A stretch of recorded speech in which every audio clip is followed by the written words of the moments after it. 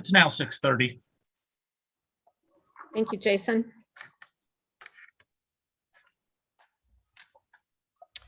Is the clerk ready?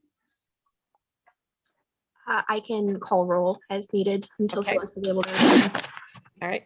I'd like to call this meeting of the Cunningham Township Board to order for Monday, September 13th, 2021. Before we begin, I'll read a disclaimer. Pursuant to the gubernatorial disaster proclamation and the declaration of emergency for the city of Urbana, Illinois, related to the COVID-19 pandemic, and in accordance with changes to the Open Meetings Act, Public Act PA 101-0640, it's been determined that an in-person public meeting is not prudent or safe at this time. Members of the public body will attend remotely using Zoom webinar.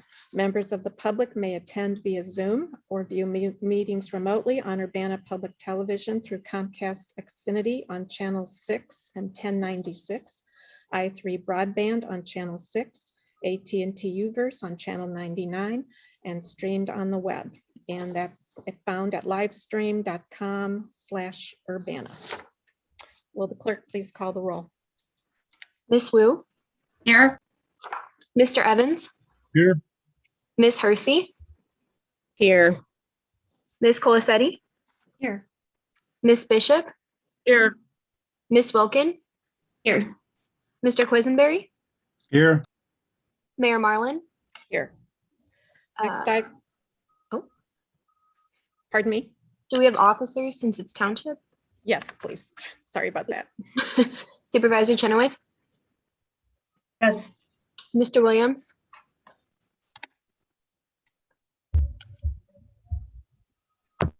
Doesn't look like he's arrived yet. Okay. Okay. Next item is approval of the minutes. I don't believe there are any minutes prepared for this meeting. Is that correct? that is correct. Okay. Are there any additions to the agenda? Seeing none. Public participation. I see one person with hand raised, Sarah Nixon.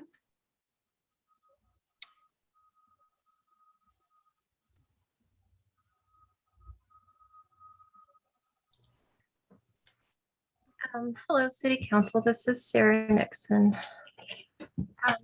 I would like to just offer a brief comment of feedback. As I'm sure you're aware, I try to attend most Urbana government meetings, and that means as a concerned and interested and impacted community member. And that means that I also at times, attend or even participate in the Cunningham Township meetings. Sorry for the background noise. And I've noticed something that's troubling over time. Cunningham Township Supervisor Danielle Chenoweth, when she is speaking about the township's activities and programs and so on, I can't be the only person to have noticed this. She has repeatedly divulged personal information about clients. It tends to be medical information that I have, just happened to hear Ms. Chenoweth sharing. And I'm not sure if that, falls on your ears and if you even, notice it or recognize it. But I would like to remind Ms. Chenoweth and everyone here that people who approach the township for services are generally speaking in a very vulnerable situation. And clearly some of them have medical conditions because Ms. Chenoweth has been sharing those details with us. Things like people's legs swelling up, the size of their legs, personal details, personal pieces of information about people who have died. And I think that's unethical, unprofessional, and shows real issue of judgment. And again, to continue the point I was making is that clients entrust, they come to you, they come to the township with a great degree of trust, and they are asked and required to share, I'm sure a whole personal profile or background, which includes answering questions that they might prefer not to. When they do answer those questions or share their medical information, that's not, that's not consent. That's not a green light for the staff to take that information and then, use it to kind of illustrate or, bolster points that they're making in public meetings. So I think I've made my point. I just feel that it's really, it is unfortunate and troubling. And I feel that the entities that Ms. Chenoweth answers to should take this concern seriously and find out if she has had the appropriate training, and even if she has, I think remedial training or brushing up on issues of professionalism and confidentiality that go along with her position. I apologize if I've been wordy, but honestly, this has happened numerous times, and I said nothing the first time, second time, third time. But over the past year, it has happened a number of times. Thanks for listening. Thank you. Next person to speak will be Andy Peacock. Yes, good evening. Thank Good you evening. for listening to me. You'll have 4 minutes. Okay, I would like to speak. I am the business owner and my wife of 109 and 111 North Broadway. I have reached out to Public Works for the last several years about an issue of water inundating our building. Each rain event finally culminated with a sinkhole in the parking lot, which is extracted the other week. Turned out to be about a 4 foot, 5 foot by 5 foot with 4 foot of earth below the parking lot missing. This is right against my foundation. The extent of the damage, I had a structural engineer in. We have floors that have no earth underneath them. It's been washed out. The gutter that runs down that side on the east side of the parking lot is completely hollow underneath and does not flow right. There is no proper drainage. There is no storm drains on that side of the parking lot. The other side, the west side of the parking lot, adjacent to Bunny's, has a curb and an island. Water that never reaches their building. Several years ago, the parking lot was resurfaced.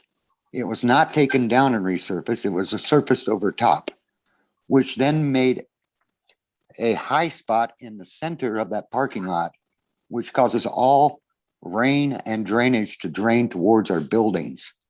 I understand they have an event on the 25th of this month, and they are anxious to fill that hole back in. There's no resolution on what is causing this issue. I was told they would further research and come up with an action plan for further. I just want to get it on the record because this has been going on for several years. And like I say, this really needs addressed. There's an ADA walk on the west side of that parking lot. We have nothing on the east side of the parking lot. It is right up to the buildings. Drainage is terrible. I have been in there on multiple occasions, taking hundreds of gallons of water out of my buildings at each rain event. So I hope that someone would look into this and see what can be addressed. And I thank you for your time. I yield. Thank you. Obviously, that's a message for Urbana Public Works, and we'll make sure that gets passed along. And I know they're looking into that situation over there at the parking lot, but thank you. Anyone else wish to address the Cunningham Township Board? Check one more time. Mayor Marlin, I've got something to read from a constituent. If that's Okay. Go ahead, James.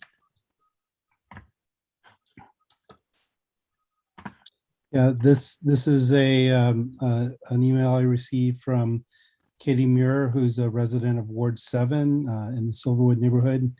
And I'm reading her comment now. The Cunningham Township bills and payroll, verify the bills report scheduled to be reviewed by Board of Trustees during tonight's meeting for the period August 5 through September 7, 2021. List the $2,000 relocation reimbursements issued to tenants who were displaced from their apartment units located at 206 and 208 East California Avenue under line item 6798, other grants. In the interest of transparency, please have Supervisor Danielle Chenoweth specify the specific grant she designated to be utilized for purposes of paying the $2,000 relocation reimbursements. And that's the end of the message she asked me to read. Okay, thank you. Anybody else wish to address the Cunningham Town Board? All right, we'll move on to committee to verify bills. Danielle? Sure. So this past month in the town fund, we had $64,153.79. In the general assistance fund, we had $120,491.56. The total expenditures were $184,645.35 in expenditures. And just to go into a few details about what's behind the numbers, for general assistance, we are down to 70 participants this month, from 85 last month. 15 are homeless, 41 males, 29 females, and 0 gender, transgender, or gender nonconforming. We have basically the economy in our community in terms of jobs is very good. There's a lot of people hiring. We saw a lot of pretty strong exodus out of our general assistance roles as anticipated, as jobs became more available. We did relaunch our employment and education program. It does require people to work at Salt and Light. And we had some members, some participants who chose not to do that. Oftentimes that's because they may have also found other employment that works better with their schedule. With our disability and wellness track, we've helped 8 residents to date with intensive SOAR case management and many dozens with SSI support. MTD is now charging for bus passes again. You'll see an allocation. We did an intensive outreach so that people would not have a gap in between losing their bus pass, their free, like it being free, and having a bus pass. So a month and a half before they started to charge, we did outreach, helped people with disabilities get dash passes, which are free. And I just want to note to the public that if someone has any mobility challenges, you do not, that prevent you from being able to easily board the bus, you do not have to receive SSI to qualify for a free dash pass. So if folks have questions, they can contact MTD and be screened for those passes. For our participants who do not meet the criteria for dash passes, we've helped them get passes and we pay for them. So they're $60 a year, down from $80 before. And we did a significant allocation of MTD passes to try to make sure everyone was covered of our participants. For rental assistance, in terms of rental assistance, we're down to 3 households supported, down from 20 last month, which is a record high.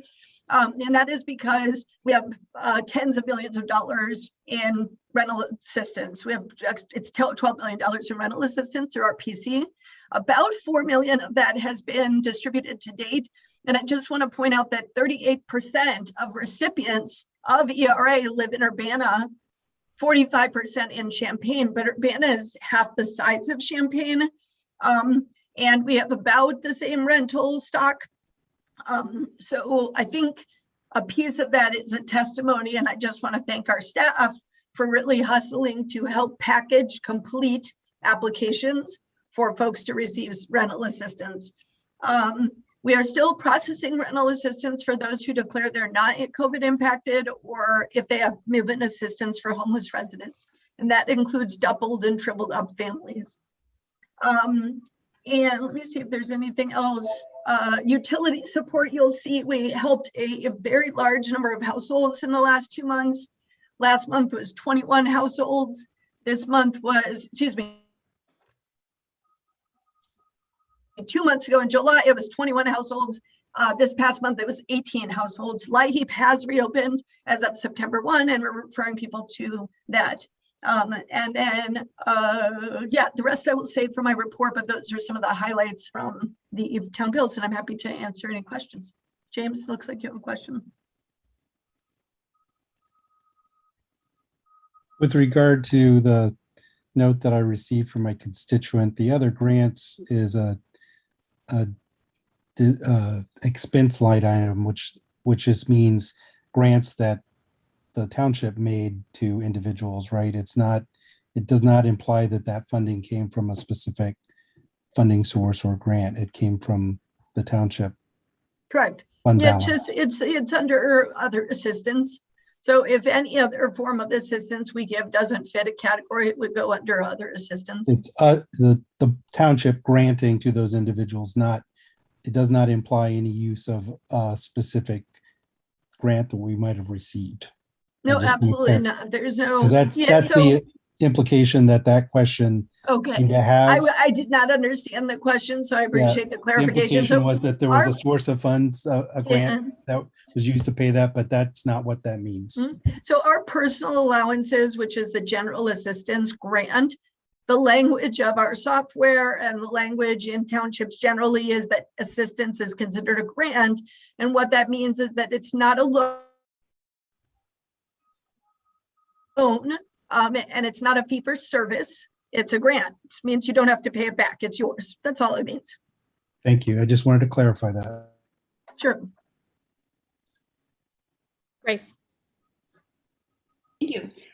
I was just wondering if it would be possible or terribly inconvenient for some of these that are budgeted to have like a percentage of the annual, if that would be feasible. Just because there's a lot of numbers to hear to compare, and it'd be nice to see if, like a month, is this, a 1/12 of the expenses or income or whatever we might expect. So my question was if that would be at all doable in your software program. Yeah, absolutely. So what the town board had expressed in the past is that they wanted quarterly financial reports. So in October, in January, and April, and then you pass the budget. And when I give you the budget, I give you budget to actuals. So you get a financial report at the end of the year as well. So next month, you'll receive a budget to actuals. It is in our software. It's very easy to show that piece. At any point, any town board member can ask me for a budget to actuals real time. And if you would like to change that to monthly, you can. It's more columns and more numbers to compare. So we thought a quarterly look at budget to actuals would be helpful. Yeah, I think I'm okay with the time wise, just if it's possible to add a percentage of the whole for the budgeted items. Yeah, so you'll see that next month at the quarterly financial report in October. And if you would like it more frequently, feel free to reach out.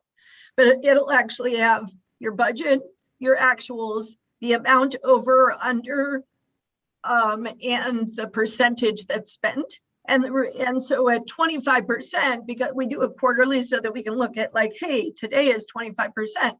Are we over the number 25? Are we under? Why was that? There's always variances under and over each time because budgets are essentially projections. But yeah, I'd be happy to do that. And then you can kind of see by fund, by class, where we're at in terms of our percentages. Thank you.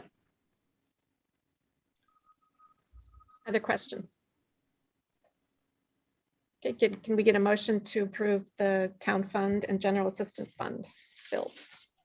I so move. Second. Is that Mary Alice? Okay.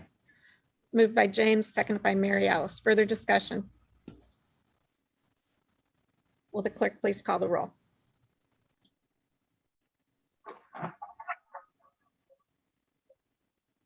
Okay. Ms. Wu, Yes.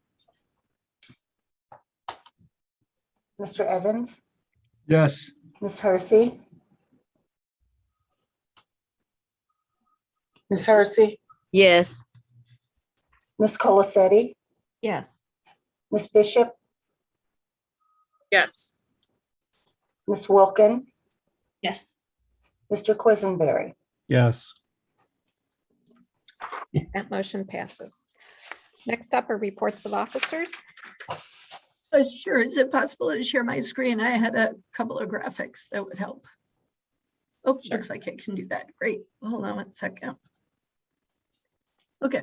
So I just wanted the public, this is also on the website for the town board, but I thought it would be helpful over PTV as well.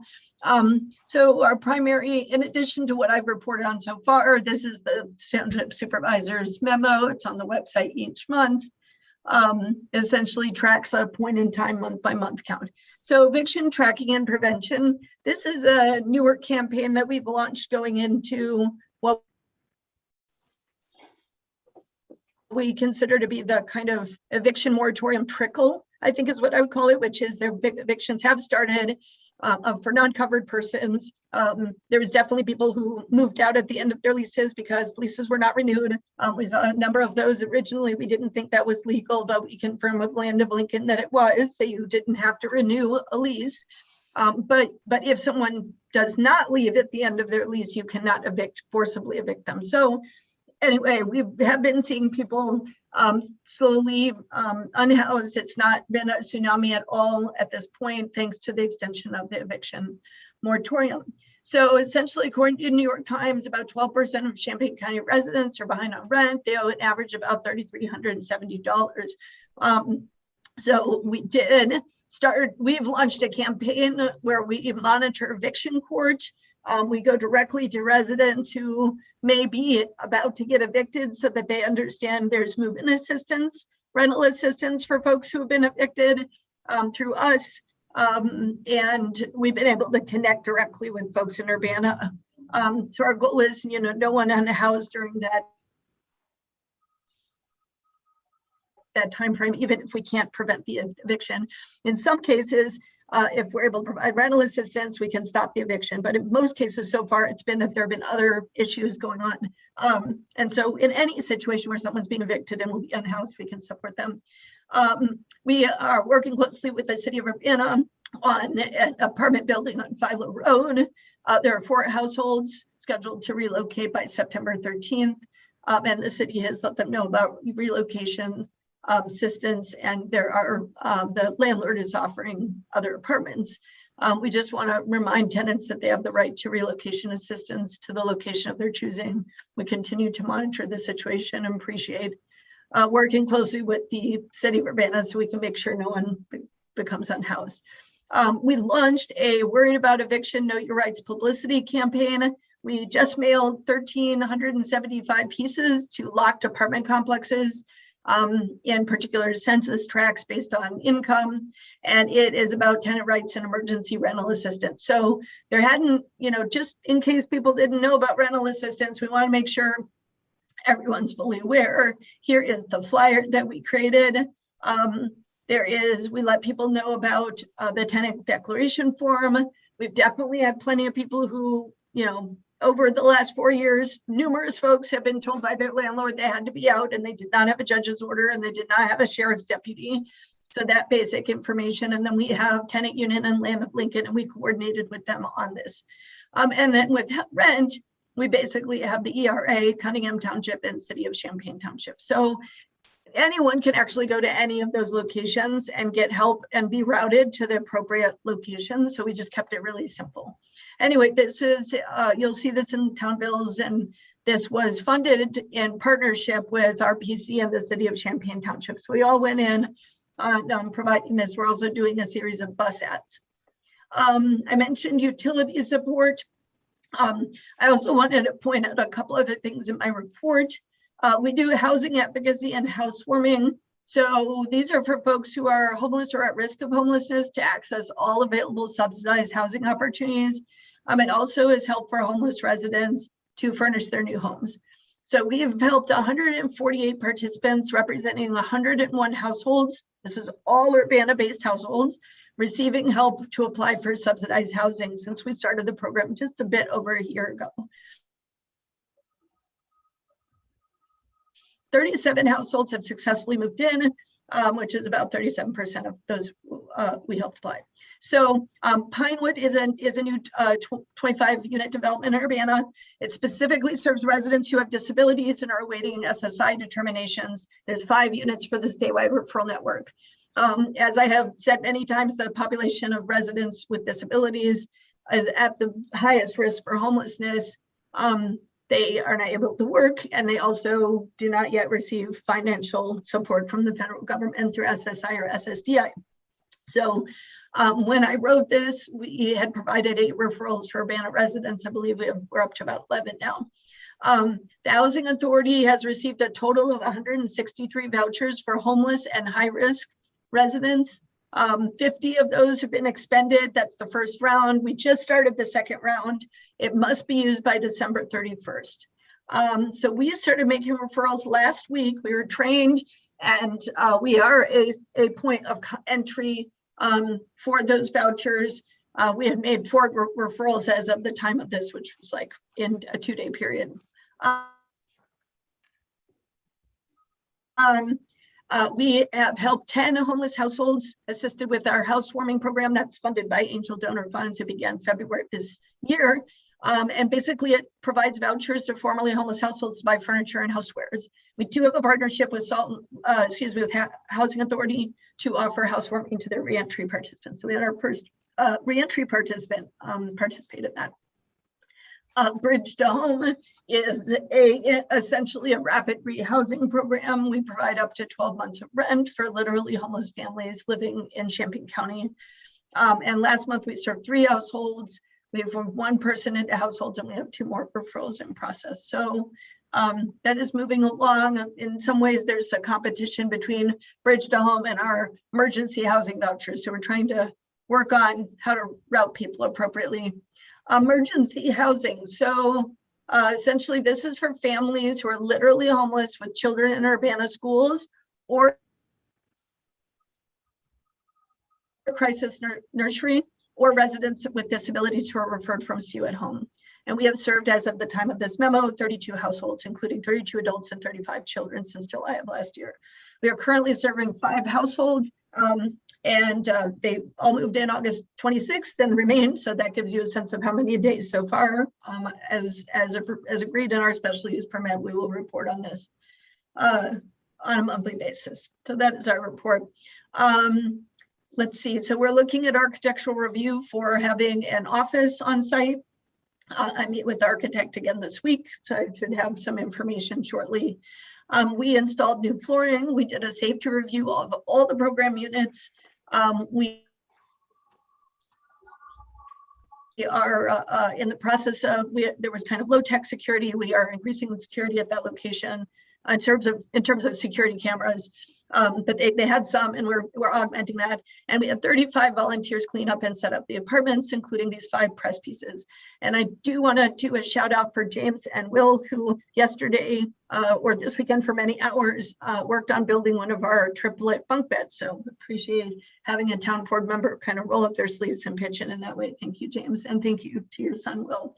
At some point, we'll probably wrap you in to do another one. We have 6 bunk beds we need to build, and we are using now. So here's the press. People can link to it through the supervisor's memo, and I'm happy to answer any questions. Oh, I will mention one other thing. It did not launch before this memo, but we have launched a digital inclusion campaign. We've been working on digital inclusion for a while, but we now have free phone opportunities with an Assurance Wireless representative outside of Township. Last Thursday, we had about 50 people over a 4-hour period, so it's never too much. Come and sign up for free phones. And this Thursday afternoon, we will have another event where anyone who receives general assistance, is on SNAP, low-income residents and families can access free cell phone, a free handheld set, you don't have to pay for it, and free minutes, and free text. And once you're in our system, you will also potentially be included for our broadband initiative, where we work to connect people with broadband stimulus payments, $50 a month for residents who qualify. And we are working on getting residents computers who do not have computers in the home. So I should have more metrics, because we just, our first computer giveaway in partnership with PCs for People and Community Data Clinic and Dr. Anita Chan will be this week. So we'll see how many folks get computers from that. But essentially we're helping to make that connection through Township. Anyway, I'm happy to answer any questions that you have. We've been very busy.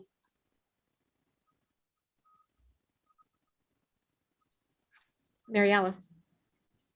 So Danielle, do you know how many people have been successful in getting rental assistance from RPC, the people that you've been working with? Yeah, so we have, hold on one second, because they actually, Lisa Benson presented to the county board 2 weeks ago on success. And I'm just pulling up her data here that I pulled. I was just wondering about the people that are Township. The entry goes through Township. Oh, so so just so you know, we track every person. So if you are an Urbana resident and you want to apply for rental assistance, we strongly urge that you do that through Cunnigham Township, because we package, track, and assure all of your application goes through the process with the county. We track it start to finish. We make sure it's complete. We personally walk it over to our PC physically, because it must be, they do not take email submissions. They take only paper submissions. So we walk it over, and then we follow up to make sure that it's been processed. And a few times someone does not qualify, and it's actually routed back to us, and we screen for whether they qualify. Let's say they say, I was not COVID impacted, or they say, you know, I'm actually not behind on rent. We've had a couple of folks who they don't qualify because they're not behind on rent yet. They always come back to us and we figure out what is the situation. And so maybe they're not behind on rent because they're actually behind on utilities, because they paid their rent bill, but not their utility bill. So then we can help them get up to speed on their utility payments. In terms of ERA, I just want to share, so there's 2 ERA, that stands for Emergency Rental Assistance. I'm sorry, I shouldn't jargon us. And there's 2 ERA programs. We are just in the process of dispersing the first one, meaning we as the Community Regional Plan Commission is the disperser. And so that's about $6 million in direct assistance, taking out the admin fee. And then ERA 2 kicks in, and that's about $6.7 million in direct assistance. And so basically of that first $6 million, they've spent $4 million of it, which is pretty good, because they were planning on expending that by the end of the month. Not bad. And yeah, and let's see, that was where I got the data to show that about 38% of those payments went to Champaign, 38 to Urbana, 41 to Champaign, and 13% to Rantoul. Yeah, and it's, they have quite a bit of demographic data and whatnot on who is served, but it includes, there's a number of seniors involved in and supported in that. So I think it feels like ERA is going pretty well with some of that hand-holding, where people are helped to have complete applications. They reject any application that is not complete. So we've been working with Urbana residents on that piece. Any other questions that folks have about the supervisor's memo? Therese.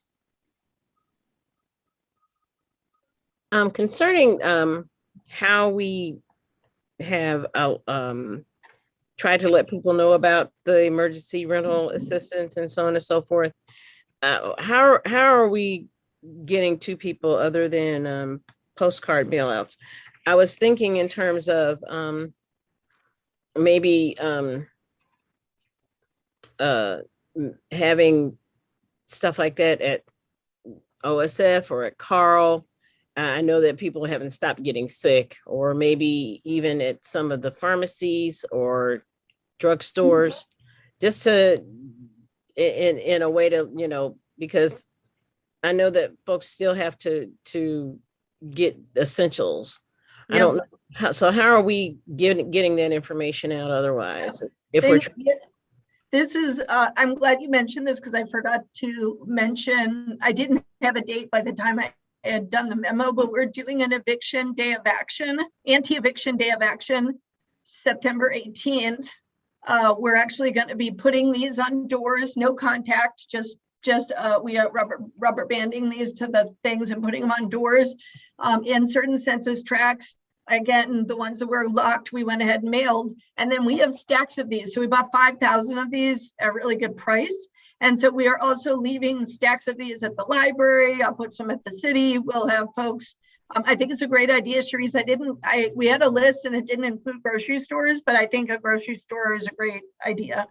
So I'm going to ask our interns. We have a new batch of interns who just started, and they're going to be dispatched with these to distribute them. And I'll mention some of those essentials like hospitals and grocery stores as good places. But really, we got to get the word out. If you hear from anyone, if they're behind on rent, they need to apply now. That's what we're trying to get the word out about. And that's why I was just, like try to reach people where they are, where they go. And since we have some, and I figured you probably had bought in bulk. So I think we've got tons of these. We could buy more too, but they're very nice. To get the word out about this. And again, if there are community groups that want to go door to door and do this in other areas, they can. Well, and churches might also be a good place to try to connect with other people. So I just didn't know what was being put forth to connect with people as far as, you said we sent some out, and it's like, that's all well and good, except if they're evicted. So we might want to think about other places where people who need that kind of assistance would go and try to reach them where they are. That's all I wanted to say. Any other questions for Danielle? Would remind folks that on September 27th, Lisa Benson from RPC will be coming to City Council to give you probably pretty much the similar update that they gave to the county, only with updated numbers. So if you have any questions about outreach and Urbana specific housing issues, that would be the time to ask too. So. All right, we'll move on to unfinished business. Is there any? Okay, there's one item of new business, which is resolution number T 2021-09-011R, resolution authorizing certain individuals to sign checks for Cunnigham Township. And you were emailed a corrected version of the resolution that had language added to it in the fourth paragraph.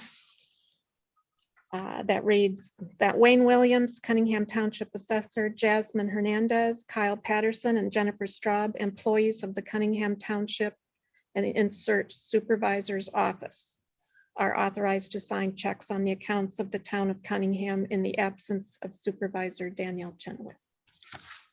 Is there a motion? James. I have a question, but I'm going to wait until the motion's on the floor. Okay. Someone like to move this?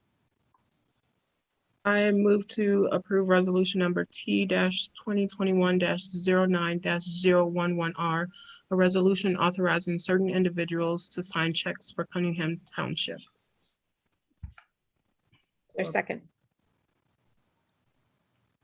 I'll second, just to Thank you. start discussion. So I'm going to admit that I have some a pretty obscure concern about this, in that there's a document that lists like the Attorney General's rulings on which offices are in incompatible.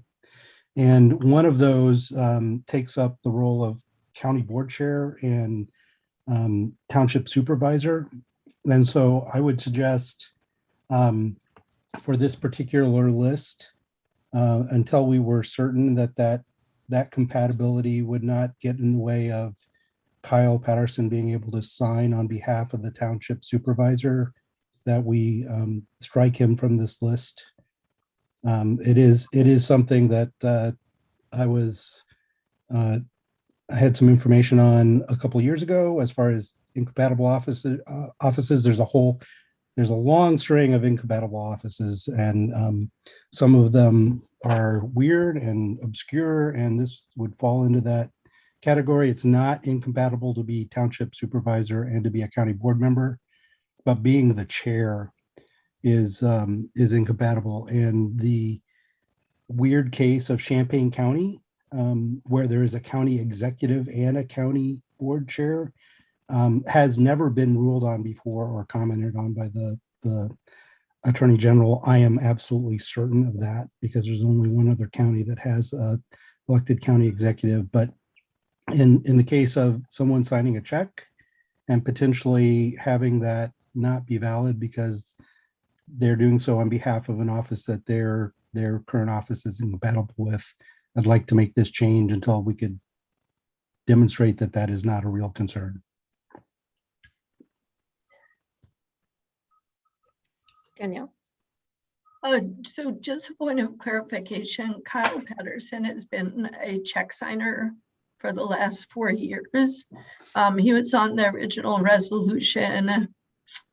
I think it was 2000 when I first came in, late 2017 or 2018. He is a check signer in the office. If I had known of this concern before now, I could have substituted a different check signer. Here's the issue is sometimes because of the way we work, Jen Straub is part-time. I am in meetings pretty much all day. Jasmine is full-time and Kyle is full-time. My accounting person cannot be a check signer because she, that would be lack of differentiation of powers. If you would like to strike his name, I would really encourage you, so that it doesn't create problems with our office and check signing, that you substitute a different full-time staff member for Kyle's name. That would not be an issue. I'm just pointing out that he has signed checks for a number of years. I'd be happy to look at that legal issue. And if I had it before now, I could have reviewed it with Fred. What I would like to not do is a situation where I don't have enough check signers, which is what I have now since all of my check signers from the clerk's office left. And so sometimes it's, we have a timely issue where we oftentimes can turn a check over. Someone has an application fee that they need to, and they have a 1 o'clock appointment. I'm able to prove it, get a check out the door in short order. I'd like to not compromise that ability. So if it's the will of the town board that you strike that name, I can give you an alternate name. And certainly, James, I'm happy to look into that issue if you could send me the citation. Yeah, and trust me, I have no concerns about Kyle having this responsibility personally, but just because of that obscure bit of information, we live in an environment where we don't want the door open. And I'm sorry for not raising this before we talk tonight, but I would certainly be happy to propose an amendment for another person in the time being. Of course, we could proceed approving this and then change it if the issue was found to be justified, but I'm afraid that might be hard to do since our current situation in Champaign County is probably one of the most unusual county government situations in the state. Only one other like it. Mm-hmm. So if you'd like to swap out a name, I'd like to substitute for Lilia Garcia, our SOAR advocate, because she does not have any responsibilities with street outreach.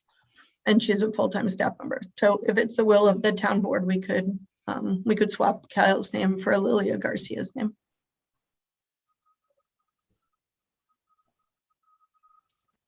Grace?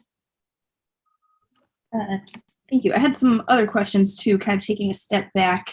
I think you kind of already answered one, which was the reason for doing this. It sounds like, logistical things of having someone there to sign checks in a timely manner. Is that correct?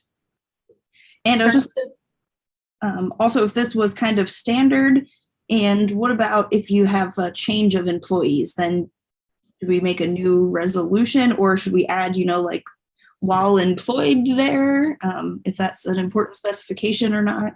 Mm-hmm.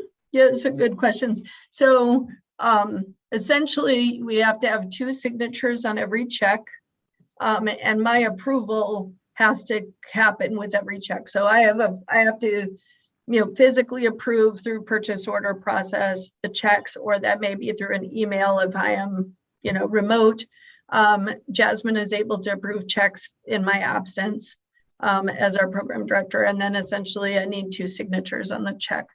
And it really is just because we're a rapidly moving office that, we oftentimes, I've got, people in update appointments that might last an hour to an hour and a half on the phone, and they can't sign checks during that time, or my front desk person and their backup. And now I would say we regularly have 3 people on the phone at once. So like all 3 folks, the backup to the backup are are full up. So in those situations, it'd be helpful to have timely signature. And what was your second question? Did it answer both of your questions? The other point was, what about, if you hire someone else in that position? Oh, yes. Okay, thank you. So the way it works with Busey Bank as our banker is that as soon as there's a separation in our office, I call our banking representative and she shuts off their access. So I don't need a resolution by the town board to shut off someone's access, and that's typical. So the folks who left the clerk's office cannot right now sign checks, even if they attempted to. There's no way they can sign a check. Their access is cut off. They're not able to sign. So if there is a change and it impacts, because we had a number of changes, it was a number of people in the clerk's office who had access to check signing. And, there's turnover in the clerk's office. So, we lost those check signers and it was fine. We dealt with it. And I knew that I was bringing on a new program director. I wanted her to be able to sign checks. And then I wanted to add our town clerk, who is, an official, township official, as well as Jen Straub. So essentially there's no security issue, and it's not an immediate issue that I have to bring back to the town board.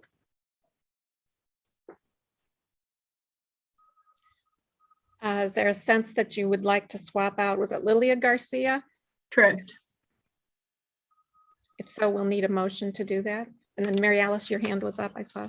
Yeah, I just had a quick thing. The first one was to Grace's point about making sure that they continue to be employees of the Cunningham Township. In the sentence, let's see here, 1, 2, 3, 4, the 4th kind of statement here, right after the names, we could say as employees of Cunningham Township Supervisor's Office, because then it would be a requirement that they are part of the Cunningham Township. I don't know if legally, if Fred would agree with that, but that might clarify that a little bit. And if people are open to that, then I would be happy to make an amendment to swap out the names of Kyle and Lilith, and then add in just as in front of employees of Cunningham Township Supervisor's Office, if that is the will of the township board. I'll second that amendment. Okay, can you spell the new person's name? So the clerk has thank that. you. It's Lilia, Lilia. Last name Garcia, Garcia. Okay, so everywhere Kyle Patterson appears in this resolution, it will be substituted with Lilia Garcia. And then you're adding as employees of Cunningham Township. Yeah. Okay. There was a motion and there was a second. Is there further discussion? It's as employee the Cunningham Township Supervisor. Did you say that again, Fred? As employee the Cunningham Township Supervisor, not of Cunningham Township. Yes, yes, Yeah. you're right. That's correct. I think Jaya had her hand up. Jaya. Yeah, one thing's related to that last point, is the fact that it says accounts of the town of Cunningham okay, even though it doesn't specify the supervisor's office. This is a question for Fred, who has concerns with the initial. I think it's referring, so I think the issue is that the employees cannot be employees of the township because they're employees of the supervisor's office or the assessors, but the actual accounts with Busey are in the name of the town of Cunningham. So I'm channeling Fred Grosser, but I think that is the answer.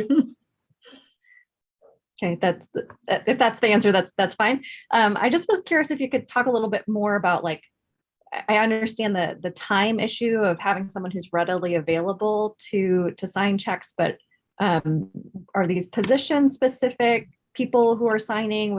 I'm just curious about the process. There's quite a few people, and I understand some of that's the quick turnaround, but if you could just talk a little bit more about why these specific people.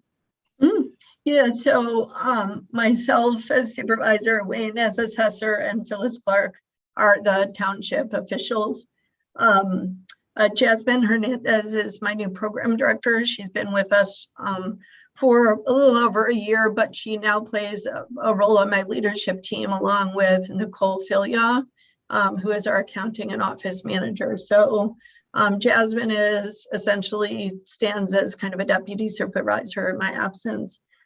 Kyle Patterson is our longest standing case manager. He is the person, one of the folks in the office who knows the most about every aspect of our assistance. He's the person who helps train new staff members on assistance. And Jen Straub is one of the oldest employees I have as well.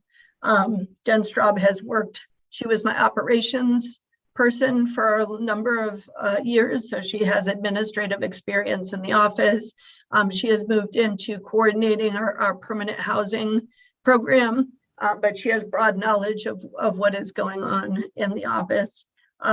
Those are why I selected those folks. There are definitely folks with longevity in my office. Martell Miller has one of the longest, but he's also doing street outreach. And he does a lot of work at Salt and Light and See You at Home. So he's physically not in the office. Very often, a lot of his work is in the field. And so I didn't select him for that reason. Lilia Garcia is fairly new to the office. She has been here as long as Jasmine is. She's a SOAR advocate and has a strong attention to detail and kind of holds down the fort in the office. So that's why I thought she would be a good substitute. She's also she sits right next to our accounting and office manager. So it's very convenient for her to be signing checks that are coming through that have been approved by either me or Jasmine. And everyone in this, they go through a process where they give bond to Town of Cunningham, but also everyone on the list goes through a training process in the office about how approvals are done. And they have to basically check for the approval and then do its signature. So everyone's been pretty familiar with that process, and the new folks, I will train them in that approvals process. Chandra, your hand is up. Yes, so the amendment is to strike out Cal Patterson and add Lilia Garcia. Is that in the event that legal is found that this is a quote unquote incompatible whatever, or is this just we're doing it even if it's founded that it's fine for him to be a check signer? I think the proposal, as I understand it, is that it would be Lilia Garcia instead of Kyle Patterson in the event there is a legal issue. And frankly, I'm comfortable with that because Kyle's in eviction court and he's also running the eviction defense work. And so that would be fine. I think he's in the office, pretty regularly, but Lilia even more so. He probably will be happy to be relieved of the problem of having to sign what was at some point 150 checks for general assistance every month, which is a longer process than you can imagine if you're checking against the list. So this swaps out Lilia for Kyle unless you come back with another request. Correct. Grace. Thank you. I had another question. If you could explain what the last sentence before the approved, kind of second to last sentence, says that they shall give bond to the town of Cunningham as needed. If you could just explain what that means. Sure. So yeah, so because when you have a check signer, there's a certain liability. We have an insurance policy, and that anyone who is a check signer is also covered through a bond process, so that essentially if there is a fraudulent activity, we have insurance coverage of that. Obviously we do everything possible and we follow best practices, and we're in GATA compliance with the state. So, the chances of fraud are very low, but that it is a requirement of this resolution that the people who are listed as check signers also give bond to town of Cunningham, and that is through our insurance company. And that's insurance for any check fraudulence or anything like that. Correct. Okay, so a standard thing in there. Mm-hmm. Yeah. Sharice. Just for clarification, could you read the amendments as the amended parts of the resolution in full so that we can hear how it's going to be rewritten?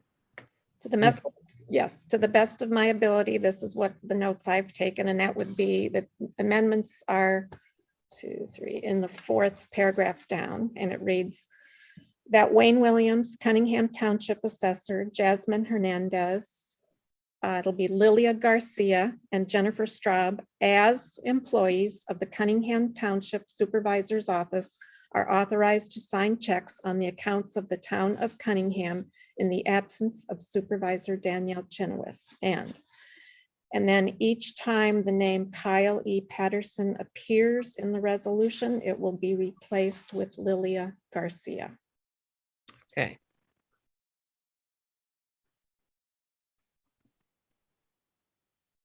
Does that sound right to you, Danielle? Yes, that's correct. Okay. All right. Are we ready to vote? Are we voting on the amendment first and then the resolution? Yes, I believe we need to do that. Okay. So remind me who moved. Let's see. I moved the amendment and James seconded Okay. that. I was going to say James and Mary Alice. It's Mary Alice and James. Mary Alice moved. James seconded the amendment. Will the clerk please call the roll? Ms. Wu, Yes. Mr. Evans, Yes. Ms. Hersey, Yes. Ms. Colacetti, Yes. Mr. Quisenberry, Yes. Ms. Bishop, No.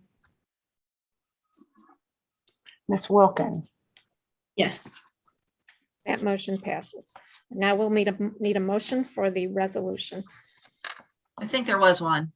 I think Chandra made the motion and James seconded, I think. Chandra made the motion and James seconded it. Yes. All right. Will the clerk please call the roll? Mr. Quisenberry, Yes. Ms. Bishop, Yes. Ms. Wilkin, Yes. Ms. Colacetti, Yes. Ms. Hersey, Yes. Ms. Wu, Yes. Mr. Evans. Yes. That motion passes. Thank you. There's no further business before the Cunningham Town Board, so we'll stand adjourned. And this will be followed by a meeting of the Urbana City Council. Thank you. Have a good evening.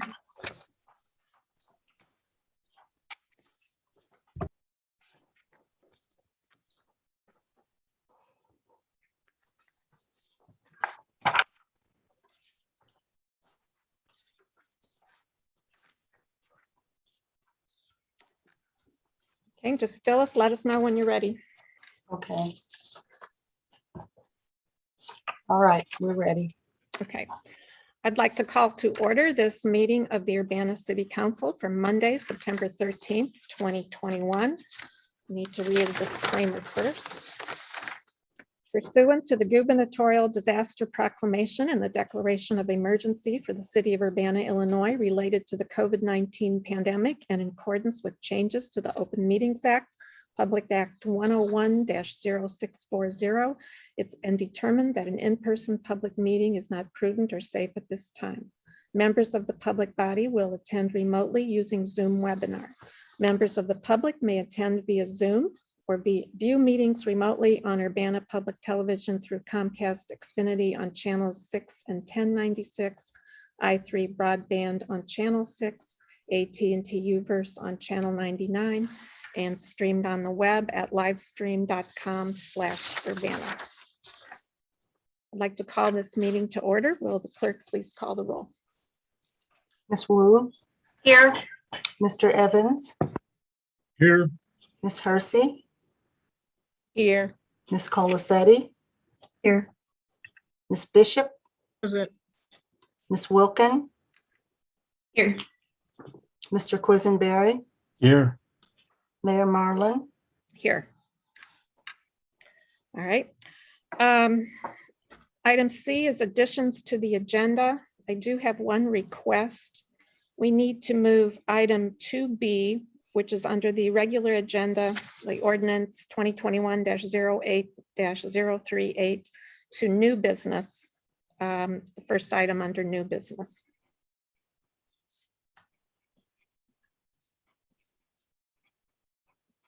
Can I have a motion to that effect? I'll make a motion that we move item 2B to be new business as the second item on new business. Is that correct? First item. First item. I'll second. Thank you. Will the clerk please call the roll?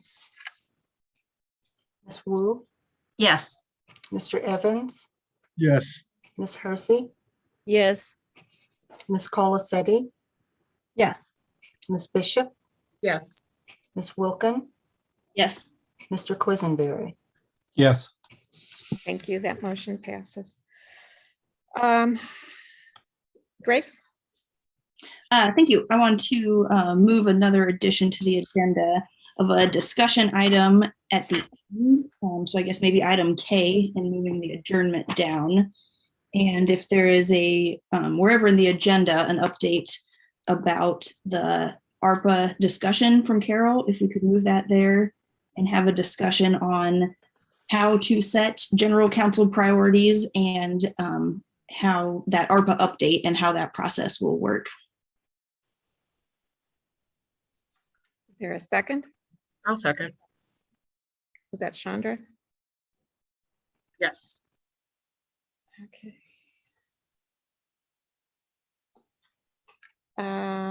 Any discussion? Will the clerk please call the roll? Ms. Wu, Yes. Mr. Evans, Yes. Ms. Hersey, Yes. Ms. Colacetti, Yes. Ms. Bishop, Yes. Ms. Wilkin, Yes. Mr. Quisenberry. Yes. That motion passes. Okay, next item on the agenda, presentations and public input. We don't have any presentations scheduled for tonight. We'll start with public input. First up is Alan Max Axelrod. Good evening. Can you hear me? Yes. Great. Yeah. So I'm speaking to you today in my capacity as a co-chair of the Champaign-Urbana Democratic Socialists of America. During the Cunnigham Township Board meeting, literature was made available to the public on the order of 5,000 handbills. We have so far distributed well above that number and would love to include that literature as well. We have done so every week since April of this year and are going to continue to do this as part of our long-term operations. The Cunningham Township has historically printed a lot of their business cards using union printers. Our organization does not have the funds currently for union printing. I hope that by distributing the Cunningham Township's literature, not only can we do some additional good because there is some information not included in our current handbook that we hand out, but we would also be in turn supporting union printing. That said, I want to point to people's attention that today is the first day in over a month below 2,000 coronavirus cases in the state of Illinois. A big part of that was Governor Pritzker further extending the eviction moratorium through October 3rd in this state. Let me remind you that with the No Ameren Shutoffs campaign, we have seen the governor say one thing, then the conditions and advocacy change, and then he says another. Case in point, April 5th, when he said he was only going to be using vaccines to fight the growing coronavirus caseloads when we had over 6 figures in our average vaccination rate. We're still nowhere near that. 17 days after resolutions were passed by Urbana and an initiative in Bloomington, he then allocated tens of millions of dollars, upwards to approaching $115 million in utility assistance. He had previously been published as saying that in August, the eviction moratorium would lapse. Obviously, things have changed.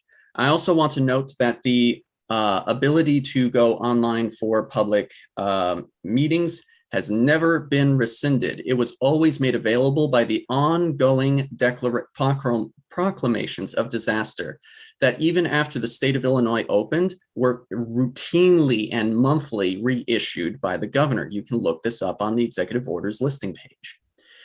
The other thing that I want to say is that in the context of all of this, we have been speaking to you for months about advocating internally for the state government to pay people to get vaccinated after President Biden had also said the same thing. Actually, we said it a bit before, but he also had some remarks back in April if you want to get nitpicky about it.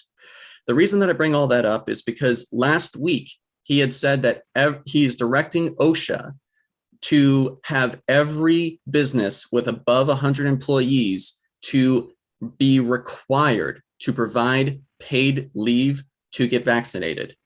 This is nowhere near enough, but what it does is it provides political cover to the people on this body who may have not been, willing to advocate as strongly due to the political ecosystem. The president has demonstrated himself, ironically, to be further left than our own governor. Lastly, I just want to reiterate the campaign promises made in the face of this contract vote. 3 people ran on reimagining the police, Diane Marlin, Christopher Evans, as well as Chandra Bishop, and 2 people ran on defunding the police, Jaya Colasetti and Grace Wilkins. I hope to see that tonight's vote reflects that. Have a good night.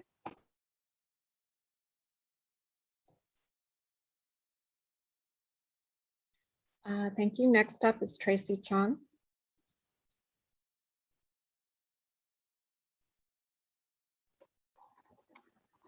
Hi, can you hear me? Yes. Hi, I'm Tracy Chong.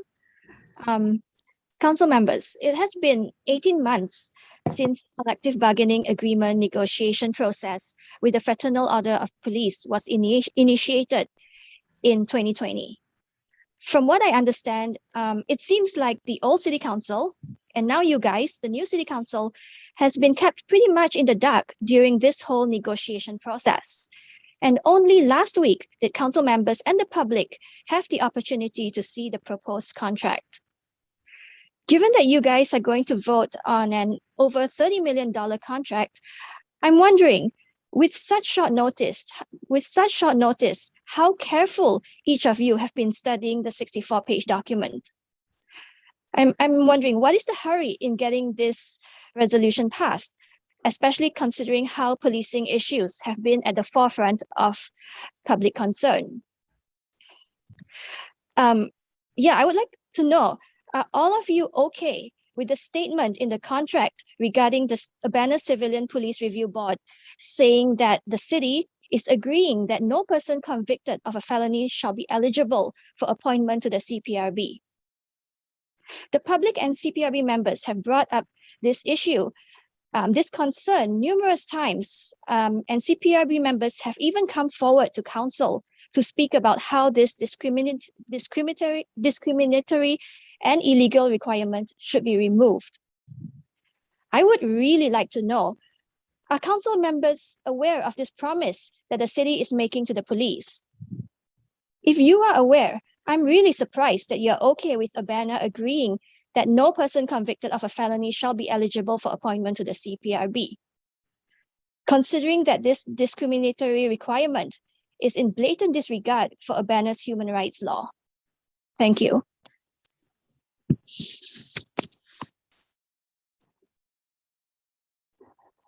Next up is Eldris Melinda Carr.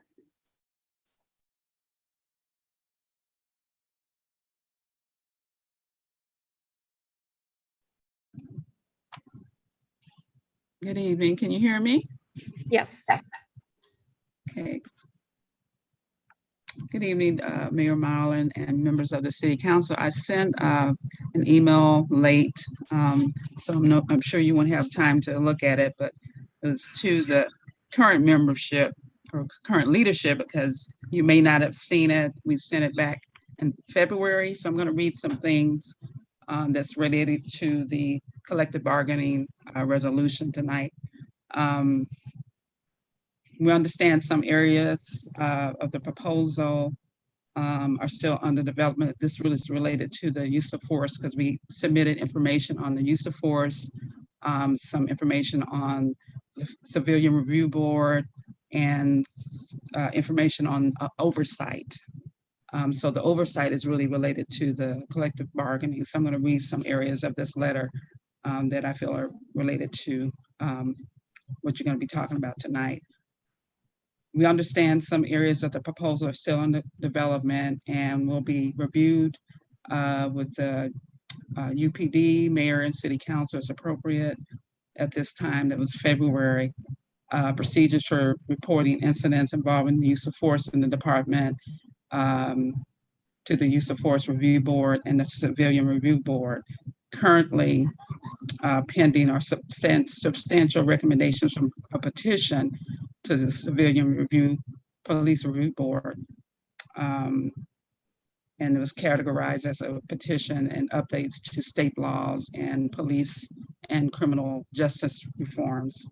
And then I'm gonna go down to accountability remains a major concern of the Ministerial Alliance, in line with the recommendations we submitted to the use of force review process that was back in November 20th, 2020. The Ministerial Alliance asks that careful attention be given to oversight recommendations from last November. With respect to disciplinary authority, we noted the following significant difference between Urbana and Champaign. The city of Urbana, the chief of police has final department authority for police discipline. The chief of police may also delegate disciplinary authority to supervisors, but only the chief of police has authority to carry out certain actions as outlined in the policy referenced the disciplinary policy 322. It appears the mayor may only has authority to appoint the police chief with approval of a city council. In the complaint process, the mayor has a final authority to, or in matters where there are differences in the determination of the outcome by the chief and the CPRB. This information, I have a reference, and when you go back, you'll be able to look at this. In the city of Champaign, in a reference to municipal code, pursuant to the collective bargaining agreement, only the police chief and the city manager are empowered to impose discipline. And I have a link to that information in the letter that you'll see, the email. And then I have the link below is an example of Champaign's disciplinary process being imposed by the city manager. The chief did not rule on this because there was probably a conflict of interest at the time, and you'll see the link Therefore, the mayor of Urbana must be able to make difficult decisions regarding discipline for departmental leadership when warranted, and the CPRB appeal process must be independent enough to detect situations that may be overlooked. I don't have time. If you allow me a time to read this, I'll pause because I know my time is up. Thank you very much. Move on to C. Hi there, can you hear me? Yes. Sorry, I need to update my name. This is Christopher Hansen, I'm C. I have been trying to figure out, the new council has been sitting for a few months now, and I'm trying to understand when and where in your terms you are ever going to affect the changes that you espoused during your campaigns. What I've observed so far is essentially something along the lines of the mayor throws a temper tantrum and you guys just roll over and do what she wants. Maybe with a few strong words, but you generally just vote the way the mayor wants you to vote. And if that's what's happening, then I don't understand why you're there. Maybe you'll explain that later in the discussion item that Ms. Wilkin added to the agenda. In regards to the appointment process, I really don't understand why you guys are discussing changing any of this. Why is this suddenly a problem this year when we have new council members? Why wasn't this a problem the last decade, appointing all of these appointees and the council approving them and discussing them year over year? I just don't understand it. And since we know with certainty that many of Mayor Marlin's appointees engage in misconduct and break the law, and that's not just my opinion, that's the opinion of the Illinois Attorney General, don't we need more oversight in these appointments, not less? I just can't understand it. And this FOP contract, I sent you guys an email a little while ago. This contract was initiated for negotiation, I think, in March of 2020, according to the mayor. And my email asked the city council members, and it was just before the meeting, so I don't blame you for not responding, what participation you've had in this process. And I think the answer is 0. I'm not sure, but I suspect that's the answer. And I wonder if the public has been given any exposure to this process. And I think the answer is no. And so we have the 10 shared principles, and it talks about transparency and including the public. And we have the Open Meetings Act, and we have the FOIA law, which allows for the public to access records and participate in their government. And we know the mayor and her appointees do not like those things because they invite the public to, probably from her perspective, meddle with her agenda. So the mayor's appointees engage in misconduct and they violate the FOIA law, and the mayor violates the Open Meetings Act. And I wonder if you had just actually let the public participate, if things would go a little bit smoother. So Ms. Trong pointed out earlier that in the end of this 64-page FOP document you've uploaded here, that it reinforces the prohibition that no person convicted of a felony shall be eligible for appointment to the CPRB. Now, we know that the CPRB has already resolved, and I believe they voted on this, to remove that prohibition from the CPRB ordinance. We know that prohibition is already a violation of our human rights laws. You cannot discriminate against someone because of their past arrest record. And the council before you, by the way, reinforced with perfect clarity that the city itself is subject to those laws. So as far as I can tell, unless I'm misunderstanding something here in this 64-page document, and admittedly I didn't read the whole thing through, if you vote to pass this, it would be illegal because this FOP contract would be violating our human rights laws. Am I missing something there? If I am, I hope you'll explain it to me. I don't think you should pass a contract that explicitly violates our own human rights laws. And I don't know the legal consequences of you doing something like that. I don't think this is going to be a mess that's easily cleaned up. So I hope you'll discuss that tonight and discover a solution there. Thank you.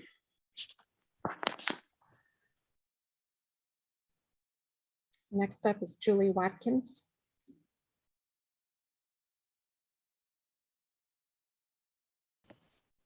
Hello, can you hear me? Yes. Hello, I'm Julie Watkins. I hope everybody is safe and continues to be safe.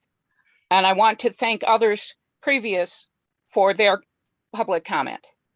After watching last week's meeting and listening to public council and city staff comment about the new police contract, I heard a lot of frustration. I think the source of that has been the same origin as struggles with USA election law and procedures. How we vote and if we vote depends on where we live. Even if the local geography and weather patterns are the same, even if population density is the same. Why?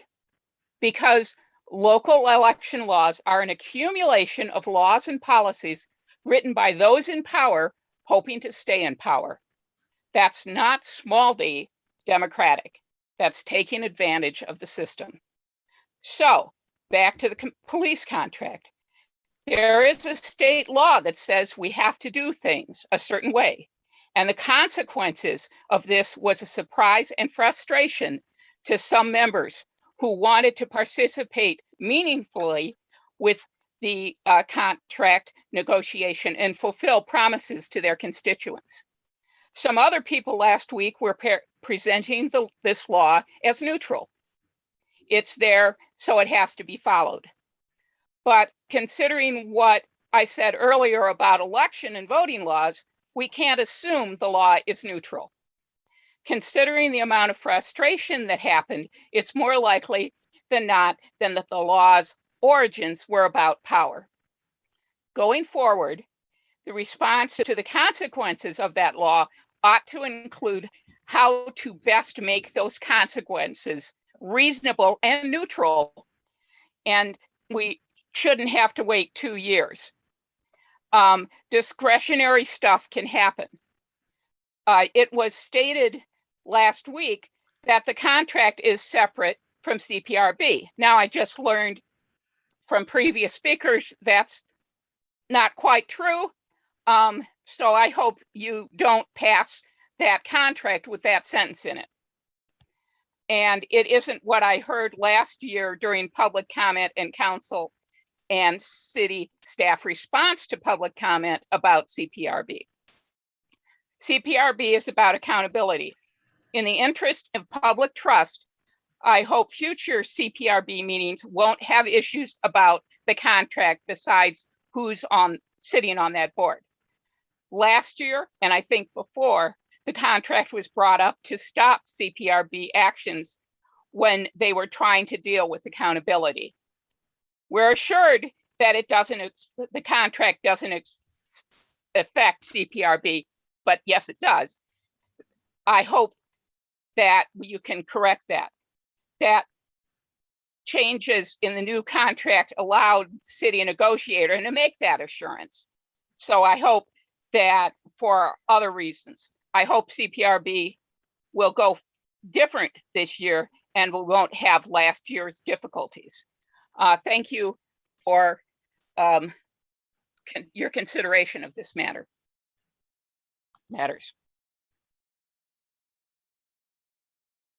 Thank you. Next up is Sarah Nixon.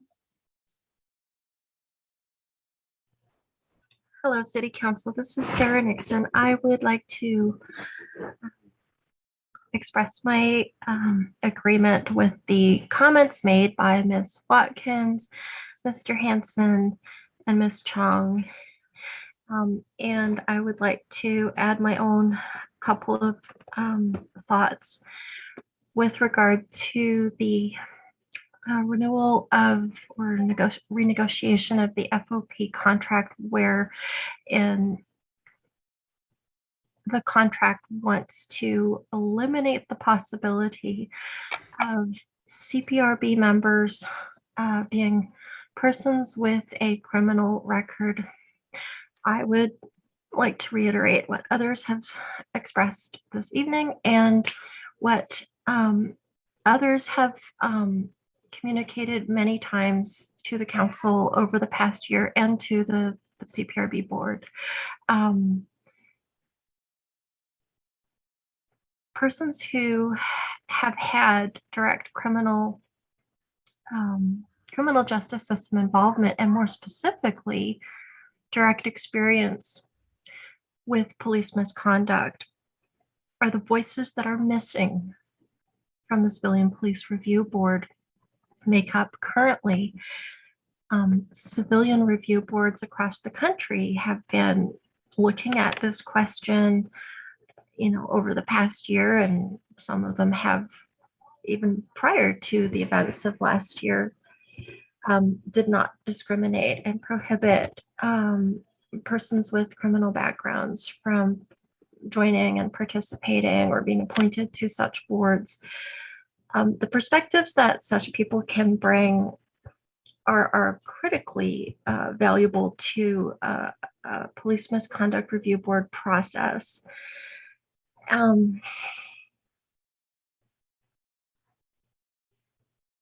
What we have currently is a completely lopsided representation with heavy representation or interference. Sometimes it appears even, but presence from the police side, from city administration side, and then there are civilians, but there's a big gap where the people who could speak most directly and cogently, and I think wisely, to the question of misconduct are missing. I know from personal experience, I am someone who does not have a criminal record or conviction, despite what I presume most of you believe. But the fact that I don't is due to a miracle. And the fact that I almost do or almost did is directly due to police misconduct. I and someone like Mr. Christopher Hansen are examples of people who could bring a perspective and examples of people who would strive to do our best to be thoughtful and ethical in any input.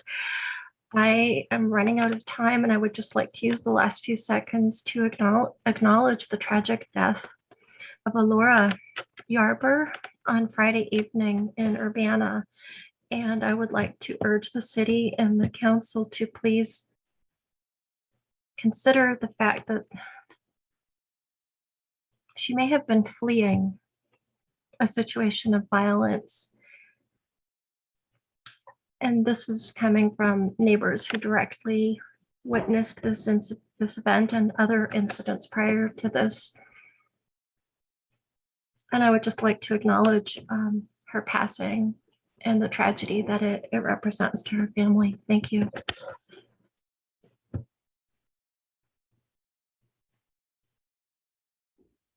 Okay. Does anyone else wish to address the Urbana City Council? I have an email to read. Okay. This is email input from Sherry Langendorf, resident of Urbana. Hi, Grace, I'm your constituent, and I believe that you are not elected to run the city. The city council performs legislative duties, not executive ones. Please make sure there are ordinances to keep our community safe and make sure citizens have resources and are treated fairly. Please read my email at the next city council meeting. Thank you, Sherry Langendorf. Are there any other email communications? All right, we'll move on to council input and communications.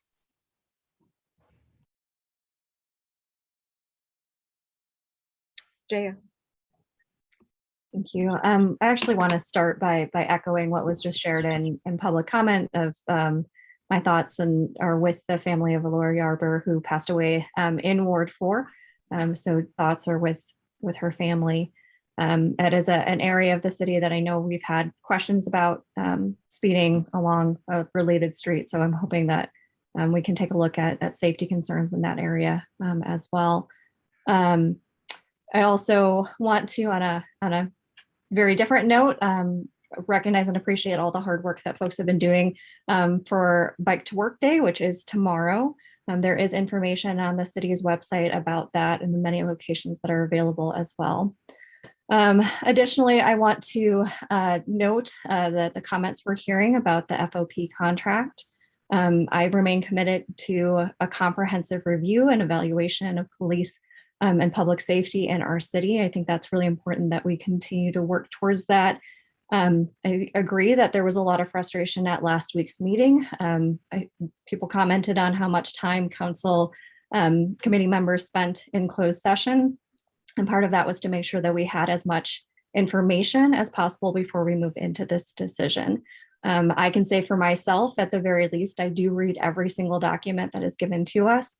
I do have concerns about the inclusion of that language about the CPRB and participants with felony convictions. I also think that the bargaining team that worked on this contract did a remarkable job. So I think that both those things can be true. And I look forward to further discussing it this evening. Any other council member comments? Grace? Thank you. Just wanted to also thank the public for your input and say that I hear overall a call for accountability, transparency, and public involvement. And to say that I agree with those things and we'll keep working on trying to do those and have that be reached the best that I can. So thank you for your involvement and continuing to follow along and give your input.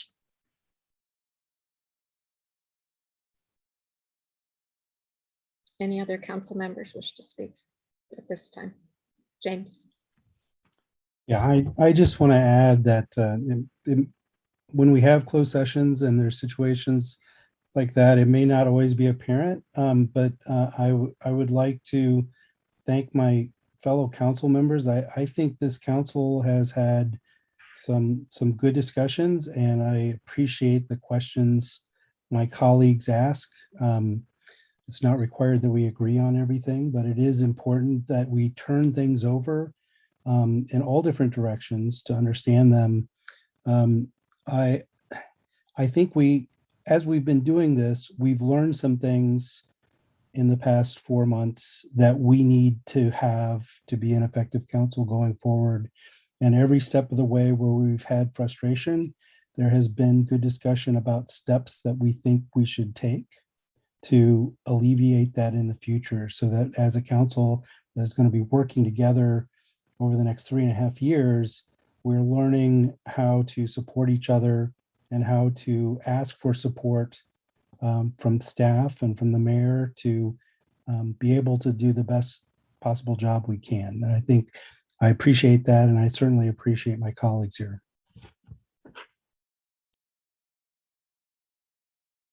Any other council comments? Chandra? Good evening, everyone. I'd just like to say that we ran on ideas that we would like to see change. We've been in this position for 4 months. I don't know what sort of habits or changes that you hope to make in that short amount of time. Typically isn't possible even to change a habit that quickly in 4 months. So I'm just asking the public for a little grace as we work through discovering what works and doesn't work. We don't know issues and processes until we're going through them. And for instance, changing the code is something that we're working on because we found so many errors or so many issues with the process. And so when we find issues like that, we are going to work to try to move on them as feasible as the council has the ability to.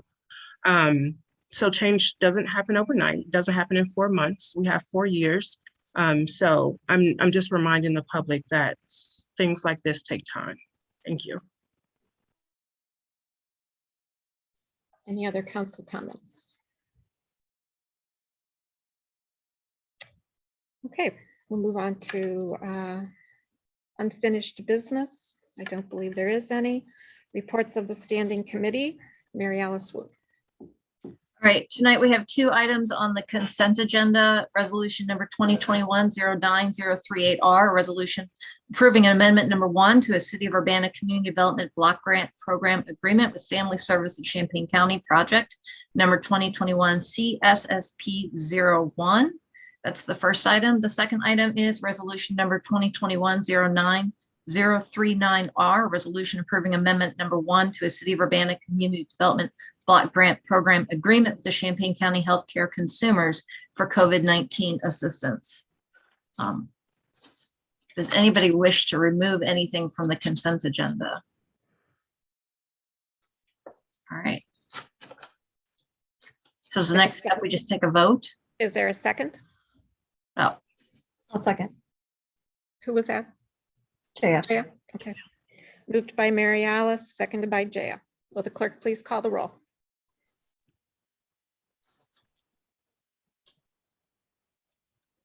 Ms. Wu, yes. Mr. Evans, Yes. Ms. Hersey, Ms. Hersey, Yes, sorry. Ms. Colacetti, Yes. Ms. Bishop, Yes. Ms. Wilkin, Yes. Mr. Quisenberry. Yes. That motion passes. Now we'll move to the regular agenda. All right, on behalf of the committee, resolution number 2021-09-040R, resolution approving a collective bargaining agreement with the Fraternal Order of Police Lodge number 70 for a term of July 1st, 2020 through June 30th, 2023. The committee sent this with no recommendation.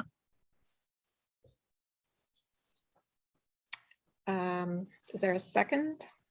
Well, I guess I would have to make a motion, Yeah. not on behalf of the committee, but I will make a motion for approval. Is there a second to get this up for discussion? A second. Okay. Attorney Ben Garrett is here. I believe Michelle Brooks is as well. There she is. And then we have City Attorney Dave Wessner.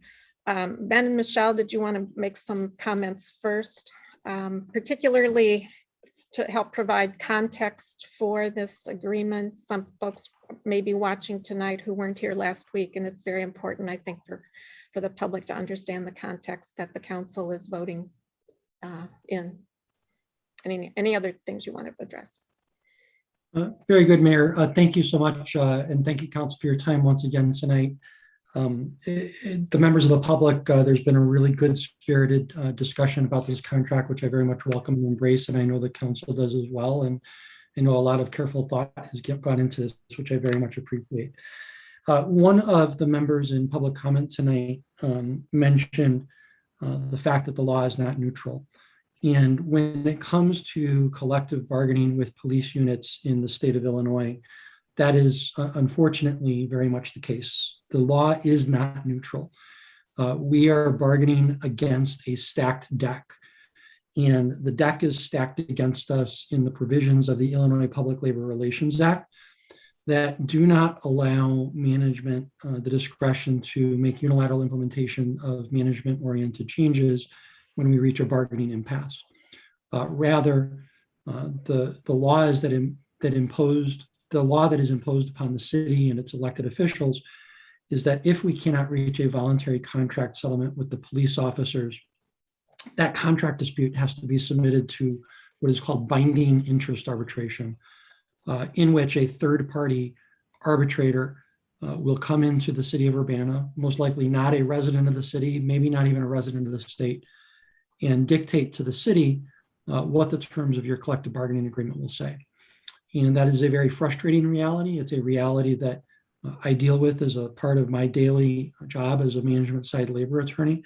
But we do not, unfortunately, have the pleasure of writing Illinois state statute. It's just our job to follow that state statute and to bargain within the reality that has been created with us and the framework that has been created for us by the Illinois state legislature. By way of example, I'll talk about discipline cases involving police officers. It used to be that discipline cases involving police officers would go to The Board of Fire and Police Commissioners are in the City of Urbana, a Civil Service Commission.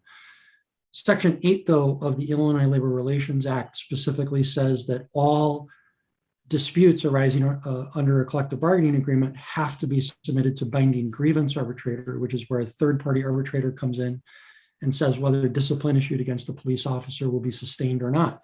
I hate it. I think it takes away from the judgment and discretion of management. It takes away from the judgment and discretion of police chiefs who know what is and is not acceptable conduct in police departments. And it substitutes the judgment of management for somebody who will walk away from a community and not have to deal with the consequences of their decision. Unfortunately, we can't change that in Urbana. It's built into the Illinois Labor Relations Act. My law firm, as well as others, have fought against Section 8 of the Labor Act. We have fought against it in interest arbitration cases. We have fought against it at the Labor Board. We have fought against it with the General Counsel of the Labor Board. But the act is what it is. So that is the bargaining reality that we're dealing with. Part of that bargaining reality is that interest arbitration is viewed as, quote unquote, a very conservative process.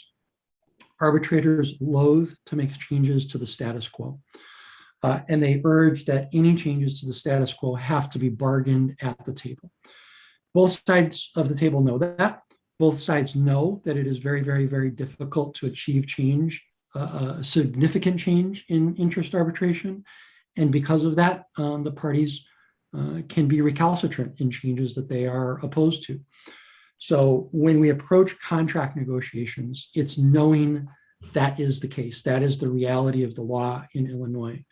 And I would be remiss if I came to the city of Urbana promising the sun and moon, the moon and the stars, and saying that we were going to be able to rewrite some of these contract provisions ourselves, knowing that reality of interest arbitration. What would happen is you spend a lot of money and time on an interest arbitration hearing simply to be told no.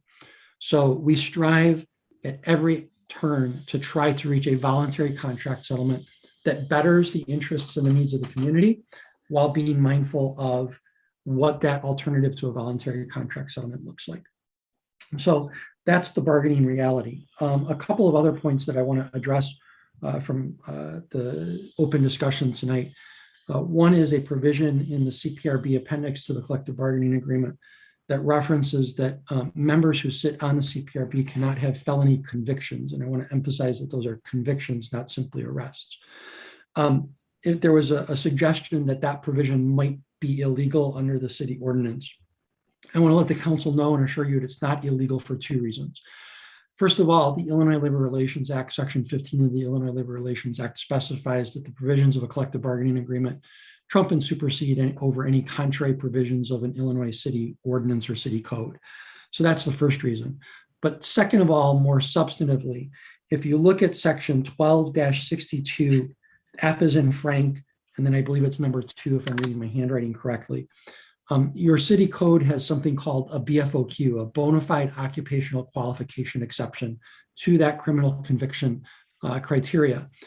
And the reason that's there, just to give you an extreme example, if you're a bank robber, you don't get to work for a bank because that is giving you the method, the means, the opportunity to commit repeat offenses. So there are BFOQs in other places in the city. One of the BFOQs, bona fide occupational qualifications, that has existed in the city of Urbana for a while and continues in this contract, is that in order to police the police, you cannot have a felony conviction. So I am comfortable that that is a lawful provision. Moreover, I want to emphasize just again, the conservative nature of collective bargaining. We did make changes in the CPRB section of the collective bargaining agreement. We got rid of the affidavit requirement. We got rid of the threat of conviction if a person came forward with a knowingly false complaint, thereby making it easier for people to come forward with complaints without having to fear repercussions for that. I can tell you that during the bargaining process and in mediation, we pushed the changes to the CPRB as far as we could to get a voluntary contract settlement. There were points in time during negotiations where we did ask for more reform and we were told no.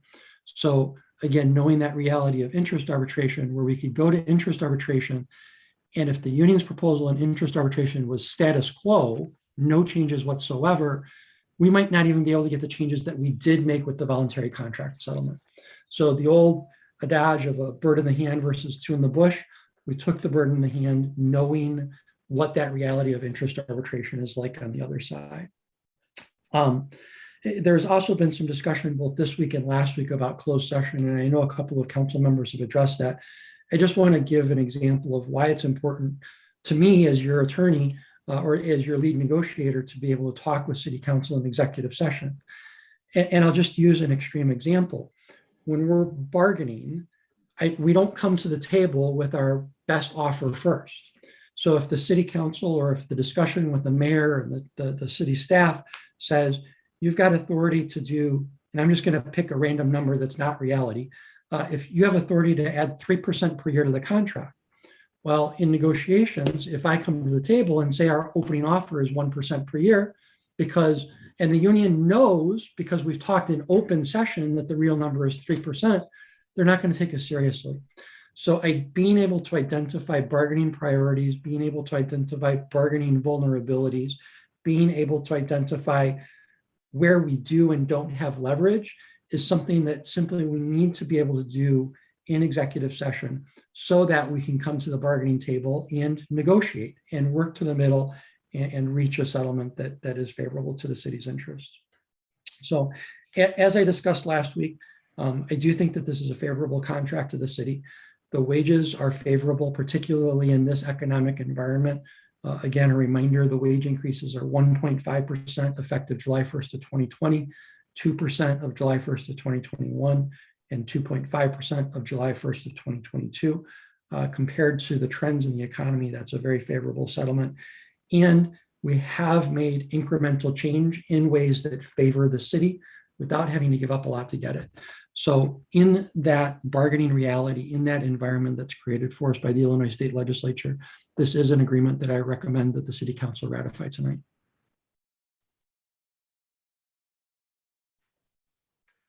Michelle, did you want to add anything? No, thank you. Okay. Any questions for Ben? Grace. Thank you. I was wondering if we could have some information about the timeline here for the first negotiation happening in September of 2020 and discussion starting in March, and talking to the council once in May and then once when the contract was finished. So I'm just wondering if we could have some insight about if that is when they started and why there wasn't any more involvement from council or the public, and why it took so long if negotiations had started at that point.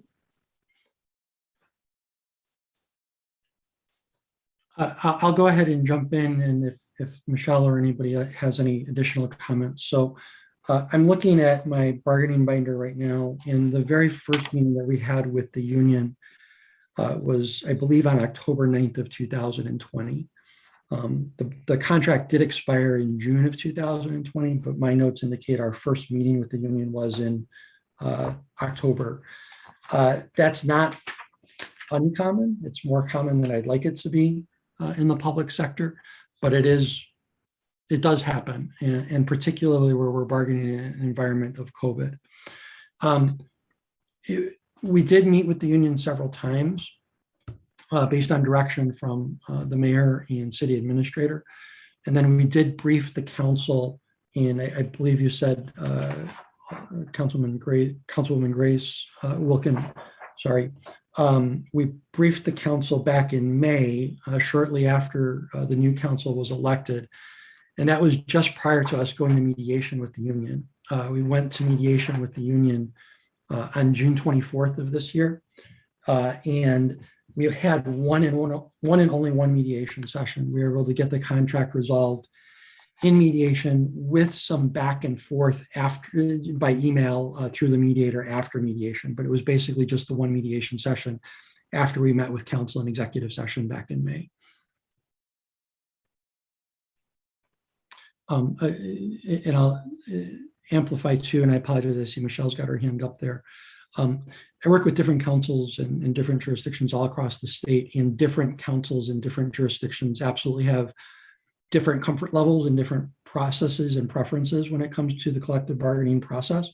And certainly as part of this contract negotiation, this council has made clear its desires for future negotiations. And I'm sure that the city's bargaining team will take that feedback into future negotiations.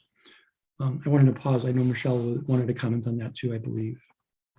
I apologize, and I invite the mayor, Ben, Elizabeth, or council persons, Wu or Hersey, to correct me if I'm wrong, but I thought we had met with the prior council back before we ever even sat down for a first time with FOP, or very close to a first time. So I think that was part of the issue, is we did brief the council, and then there was a very long period of time and delay with scheduling things due in part to the pandemic. So I know it seems like this has been going on for a very long time. There was a long period when no meetings were had, but there was an initial briefing. It was just with a largely different set of council members. That's the other issue about this particular session, is that it started under, which is what happens when you have an election, is it started under one city council and ended up under another. And if I recall right, most of the substantial issues were worked out before this new council was even seated. Is that correct? That is correct. I mean, when we went to mediation, we did have some key issues in terms of wages and economic items like that. But yes, we had narrowed the field of issues quite significantly prior to the new council being sworn in. And the other thing that people should remember, it did, we are over a year into the new contract period. So there are basically 2 years, less than 2 years left in this particular contract period, and which is not unusual. I've based on my experience on the council, there have been a number of times when we finished up negotiations a year into the contract and then had retroactive pay. So this timing is not unusual. COVID made it worse, like it made everything worse. But this contract spans 2 city councils. The one other thing I would note too is kind of in the importance of that initial session is when we meet and we kind of find out from council what their priorities are and some of our authority. And I won't go into any specifics of it, but that was kind of where the team got a lot of its initial guidance. So we were given some direction, we were given some guidance, and we went forth based on our understanding of that. But again, there were, several different council members at that time. And so then going forward, when it's time to begin to prepare for the next round of bargaining, then this council will meet and will have input and establish priorities for that session too.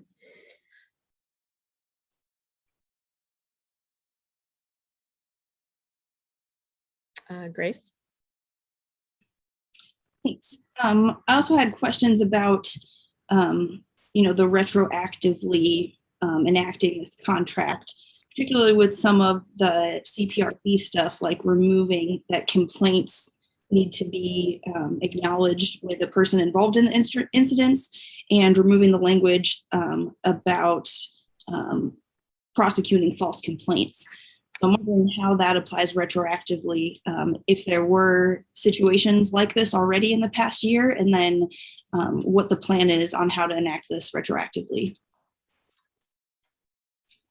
So to that question, I would say the contract is effective July 1st of 2020. If that was an issue, and I'm not in a position to speak to that, I would not know one way or the other myself. But yes, this contract is effective July 1st of 2020. So that would apply retroactively as well in terms of not submitting anything for criminal conviction based on false complaints. Does anyone on the city end happen to know if that is the case? If there are, unsigned complaints, or there was any prosecution of a false complaint in that time? I know we have never prosecuted based upon an allegation of a false complaint regarding a CPRB matter. As to the other, I would have to defer. Carol, did you want to weigh in on this? Yes, we have had, there were a number of complaints that were filed, and many of them have been appealed at this point, based on the lack of a notary. And we had some complaints as well that were filed by people who were not firsthand witnesses. I don't know the timing on those, so we'll have to go back and review those. And I guess we'll have to figure out if the chief will issue new findings on complaints that were,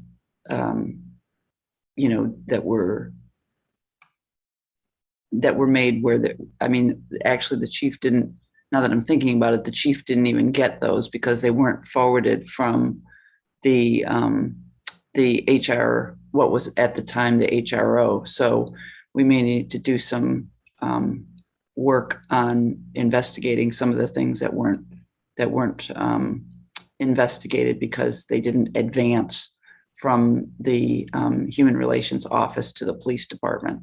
So we'll have to go back and see what we're dealing with there. But that is the plan, to go back and see if there are any of these that would apply and need to be validated and kind of reopened. If you pass this, if you ratify this contract, then that will be the state of play for us, and we will do that. Thank you.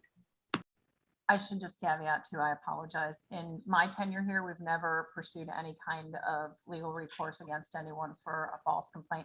I can't speak to prior to that, but I do know my tenure here would cover that period of retroactivity.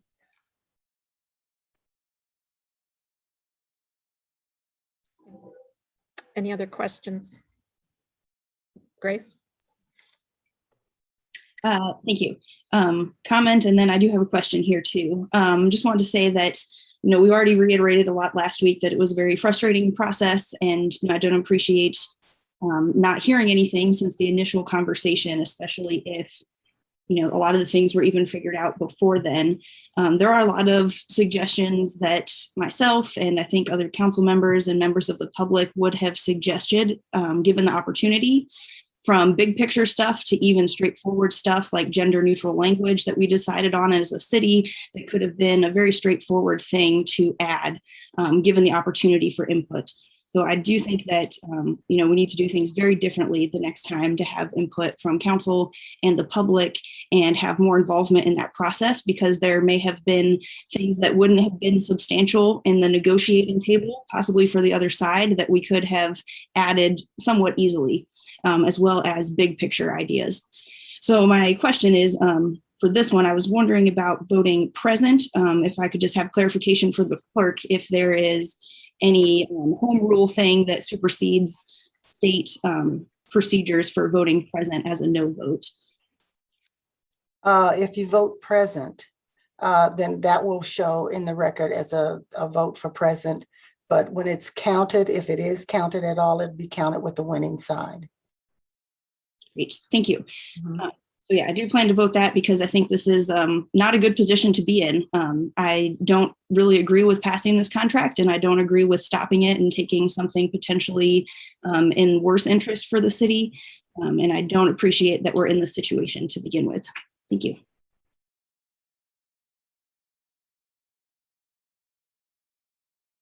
Sharice?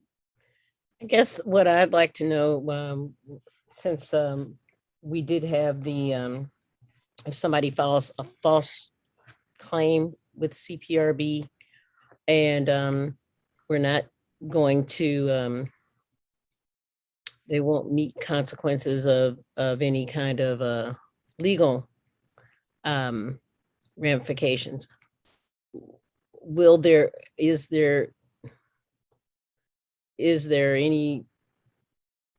person ever be named as filing a false report or anything to that nature?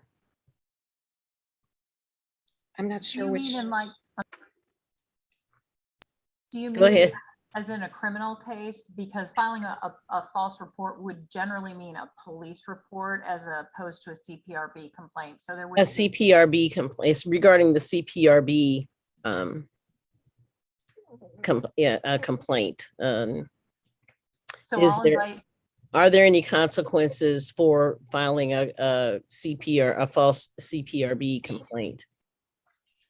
The way we have this written now, there would not be anything other than perhaps if somebody who had the complaints or allegations made against them wanted to perhaps try to pursue some form of civil action. Ben, what are your thoughts?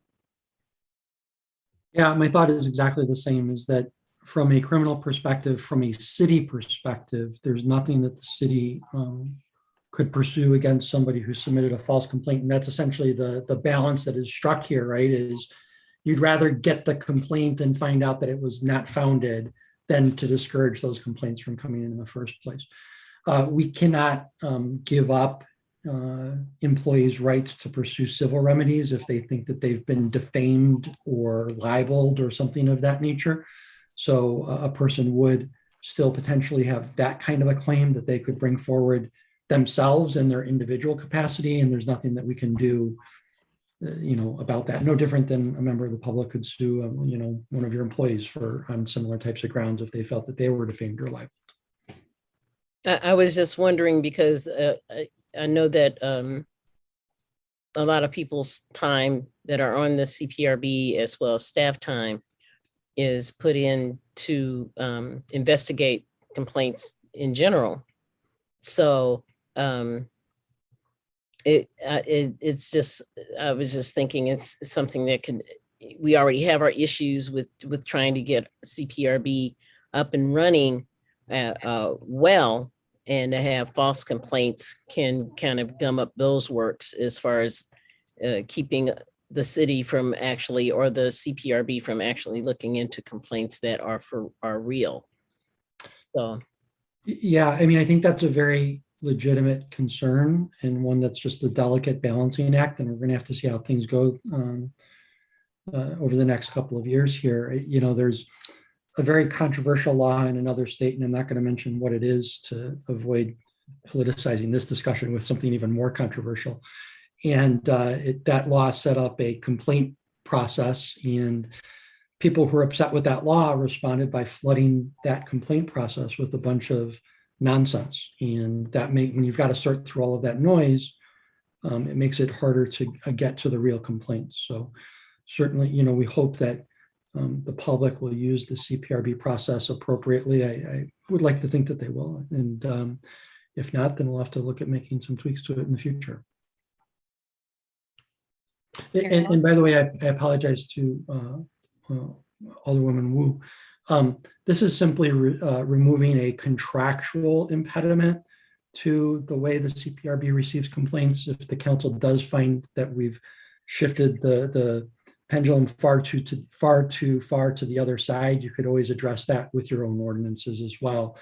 It's simply, your ordinances can't conflict with the collective bargaining agreement, but they could enhance it, so to speak. Okay, thank you. Mary Alice. So I just, I want to dig in a little bit based on kind of the video explanation in terms of how bargaining in the state of Illinois happens and interest arbitration. If something does go to interest arbitration, then there's two separate kind of buckets, so to speak. There's the economic bucket, in which case the arbitrator gets to choose plan A or plan B, right? He doesn't get to pick and choose between the different plans, and each side presents whatever economic argument they want to present, and then they just select one. The second one are the non-economic ones. And so this is when we're going into the retention of records, the CPRB, all of those items. And based on what you said tonight, you said that typically they stick with the status quo. So typically whatever's in our previous contract most likely would be the direction that that person would take. So my question that I pose to City Council is this. I feel like that we're not going to get everything that we want. This is a negotiation between two different entities, and I'm sure that the union would have liked to see other things in the contract. And we didn't get everything that we wanted.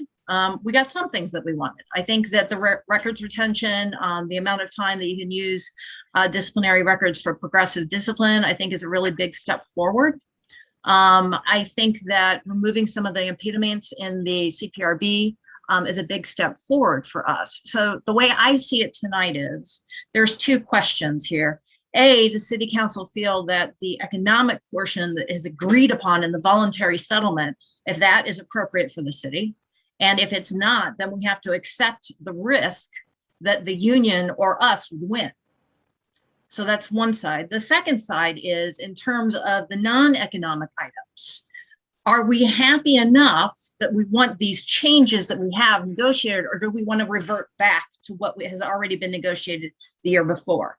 So to me, that drives how I make my decision in terms of how to vote for this tonight. I'm happy at least that we have started to build towards more accountability, more transparency. Is it everything that we need? No, I think we can do more, but I do think this is a step in the right direction. And so for that reason, I'm going to be voting for this. Any other comments? Chris?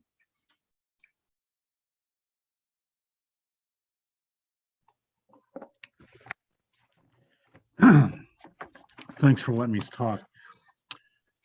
Well, the stakes are just too high.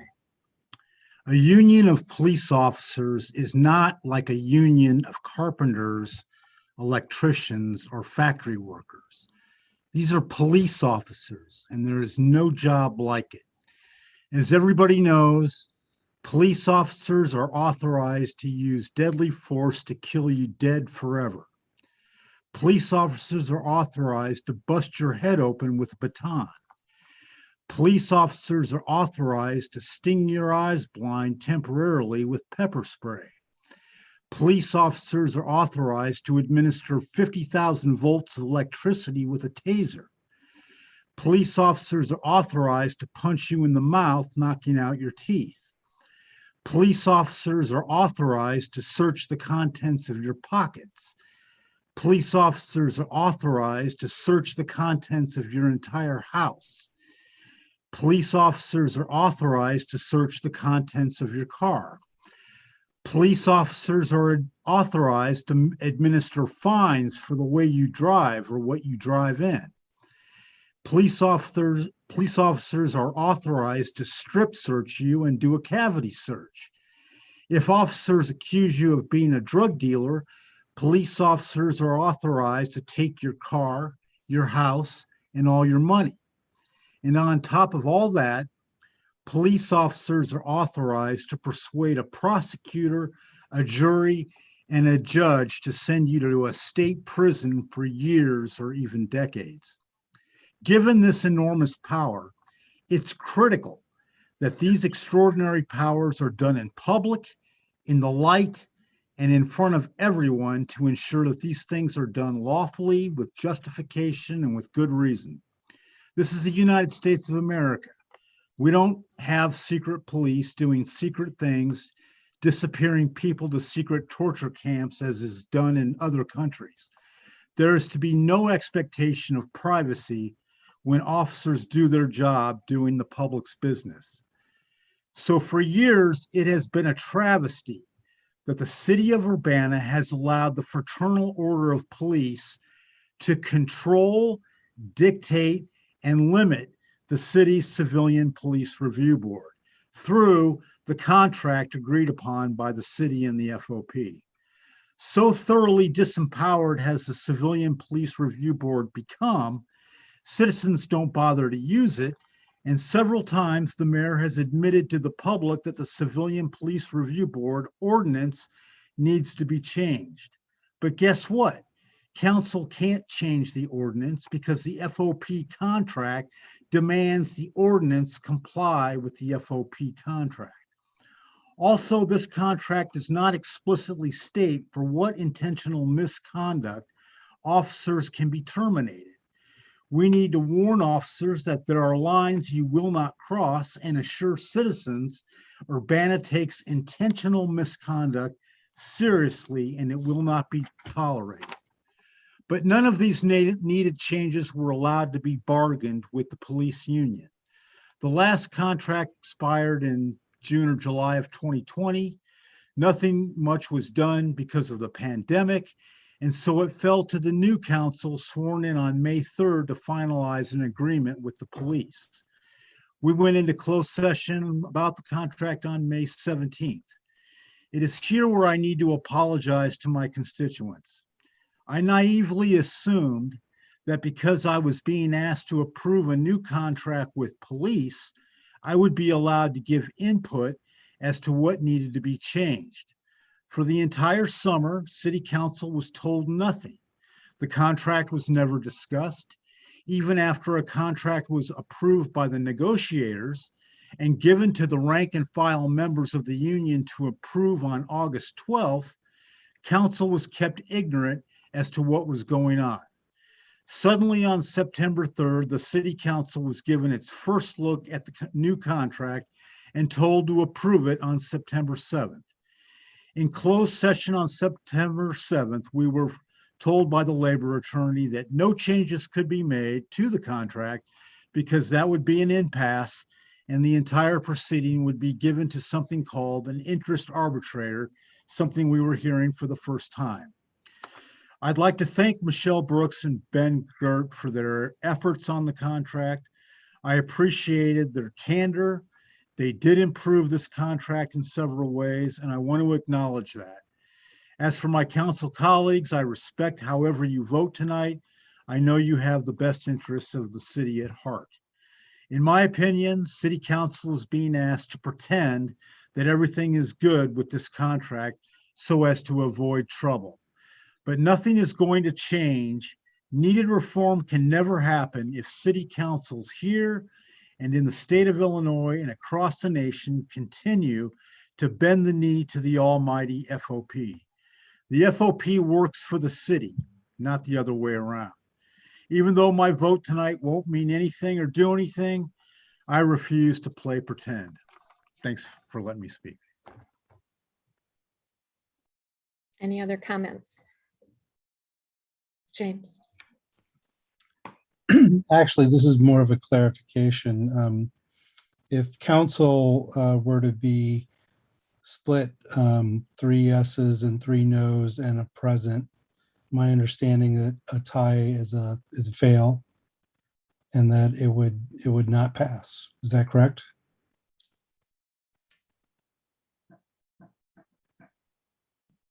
Yes. Okay, I just wanted to clarify that. Thank you. Does the mayor vote on this to break a tie? You can. I believe so, Diane. Dave, can you verify that?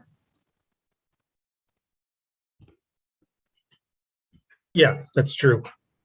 It's one of the provisions for which the mayor can vote is to break a tie.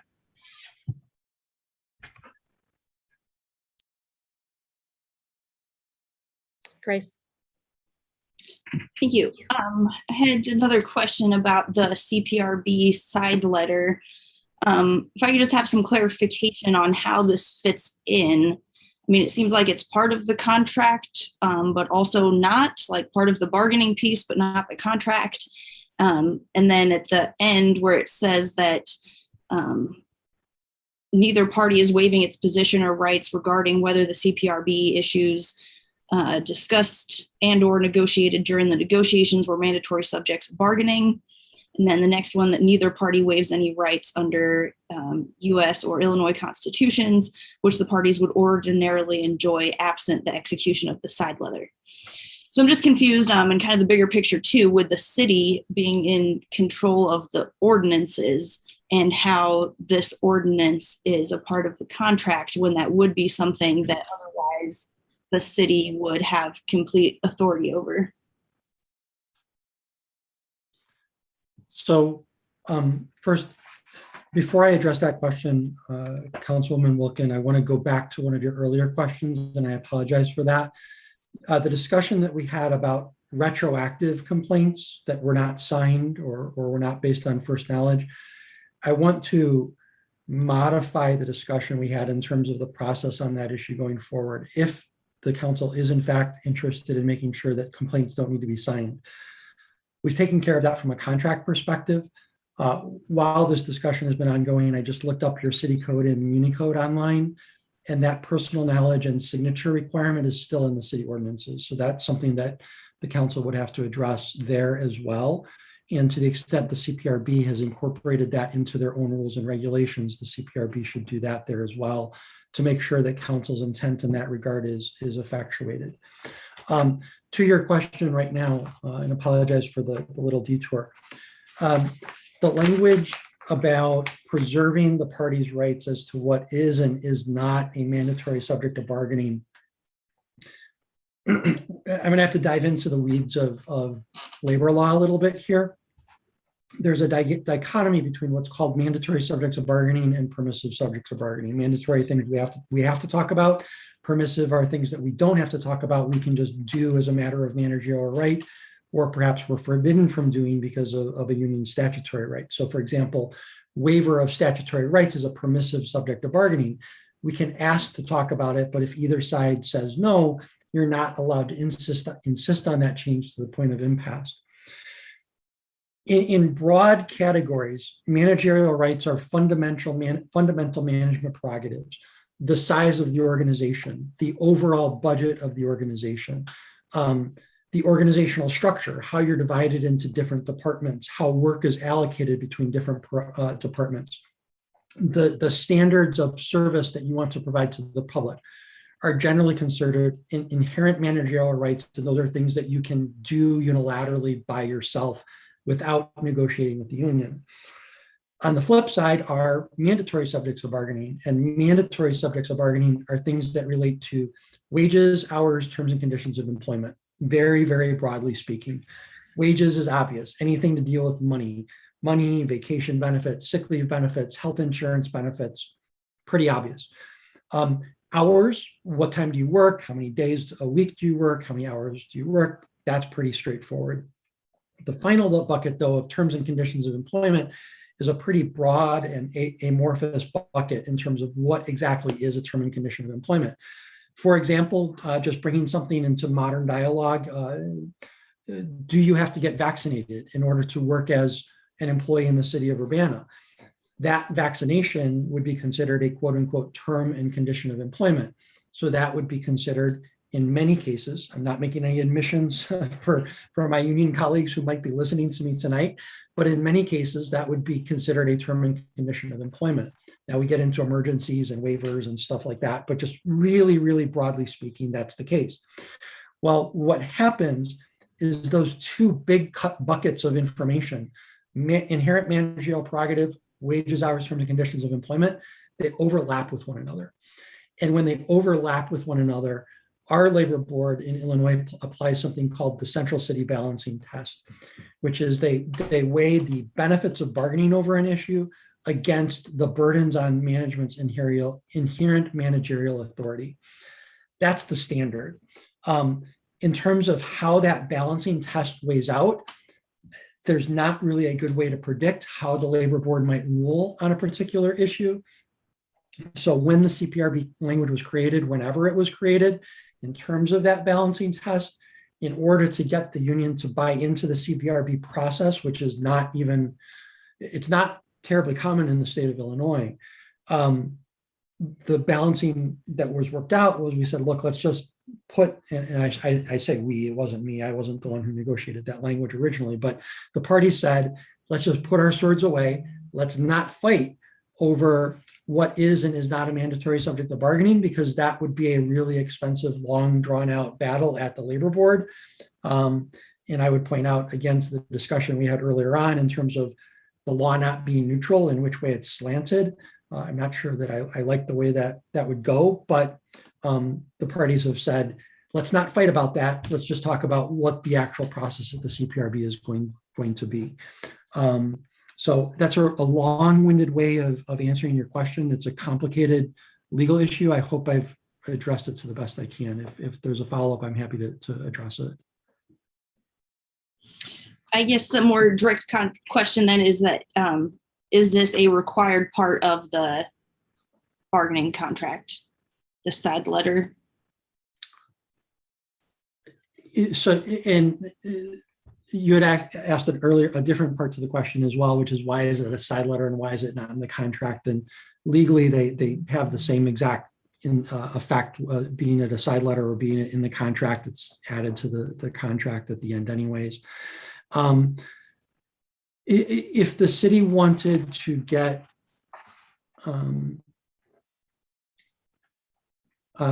hyper aggressive and say that we don't have to bargain over the CPRB at all, we could take that hyper aggressive position with the union, and it would result in litigation at the labor board as to whether it is mandatory or permissive.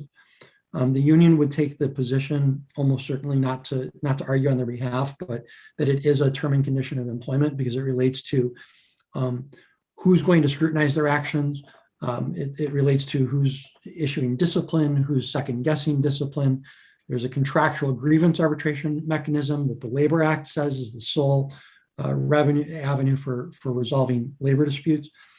If we wanted to send that question to the labor board, it's certainly something that we could look at.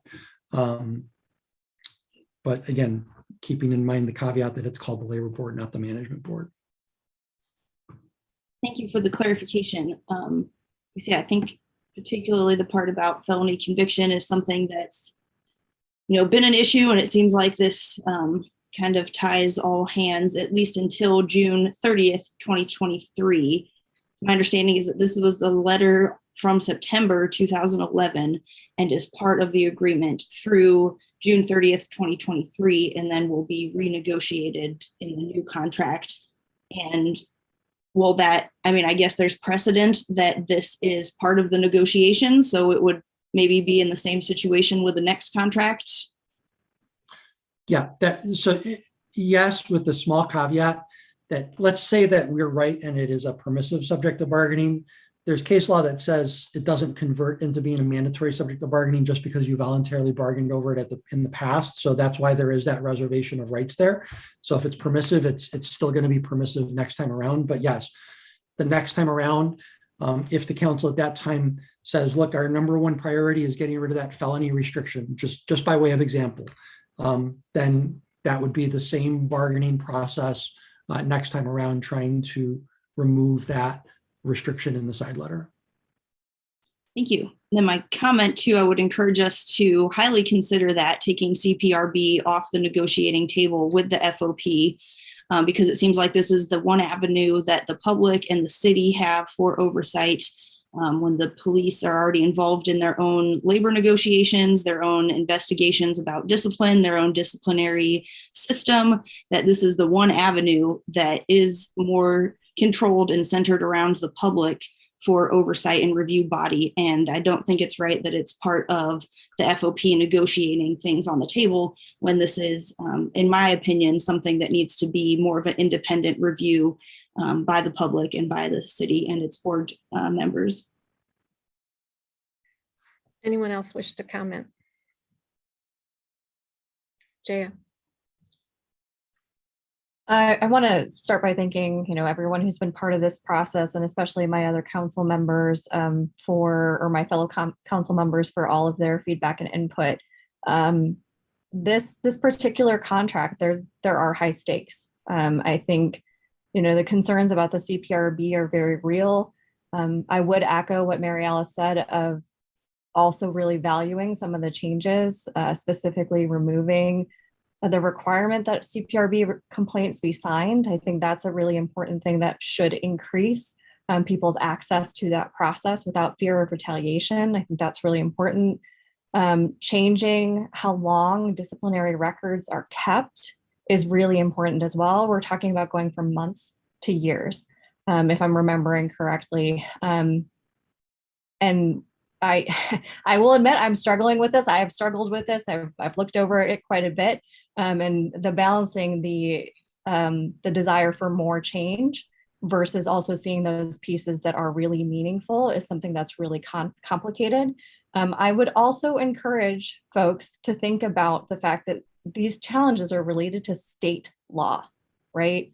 So I can say for myself, I will be reaching out to my state representatives about changing this, and maybe next time around this won't be the same issue, because those are things that can be changed. The arbitration process could be changed at the state level.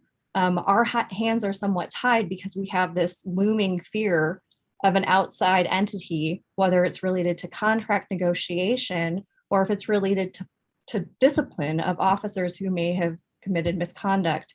And so thinking about how do we change that so that our local municipalities have the authority to do what they think is right, should be another part of this conversation as well.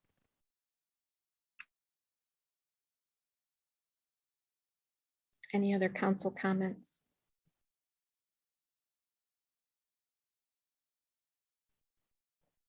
Okay, well, before we move to the vote, I want to thank everyone on the negotiating teams on both sides for the very, very hard work and really diligence that was put into this, and it was very thoughtful, as well as to all the council members for your comments. This is one of the hardest votes you'll ever make, and it's not the first time, but you're weighing many different factors here, including your fiduciary duty to the city, the overall operation of the city, and continuity here. But again, it's you're also weighing it against expectations and personal convictions and the desire for change. So it's a tough vote, but this is a very good contract in the context and the framework in which we have to operate. As Jaya pointed out, and as others have as well, much of this is out of our hands as far as the laws under which we must operate and the framework. The language with CPRB was set into motion 10 years ago, before any of us were, well, I guess I was around, but it's been around for a while. So we are operating to the best of our ability in the context that in the legal framework that we have to operate in. So I appreciate your very thoughtful consideration. And as I said, we'll be at this again before we know it. So there are other opportunities coming up for further incremental or further fundamental change in the way that you would like to see. So with that, will the clerk please call the roll? Don't you need a motion and a second before we go forward with this? We had a motion by Mary Alice and a second by Sharice. Okay.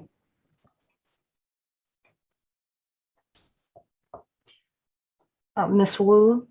Yes. Mr. Quisenberry? Yes. Ms. Wilkin? Present. Mr. Evans? No. Ms. Hersey? Ms. Hersey? Yes. I believe she. Ms. Colasetti? Yes. Ms. Bishop? No.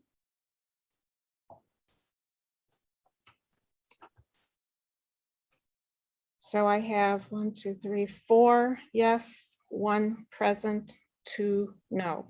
And the present will be reflected on the winning side, the majority side. Is that correct? Yes. Okay, that motion passes. Thank you all.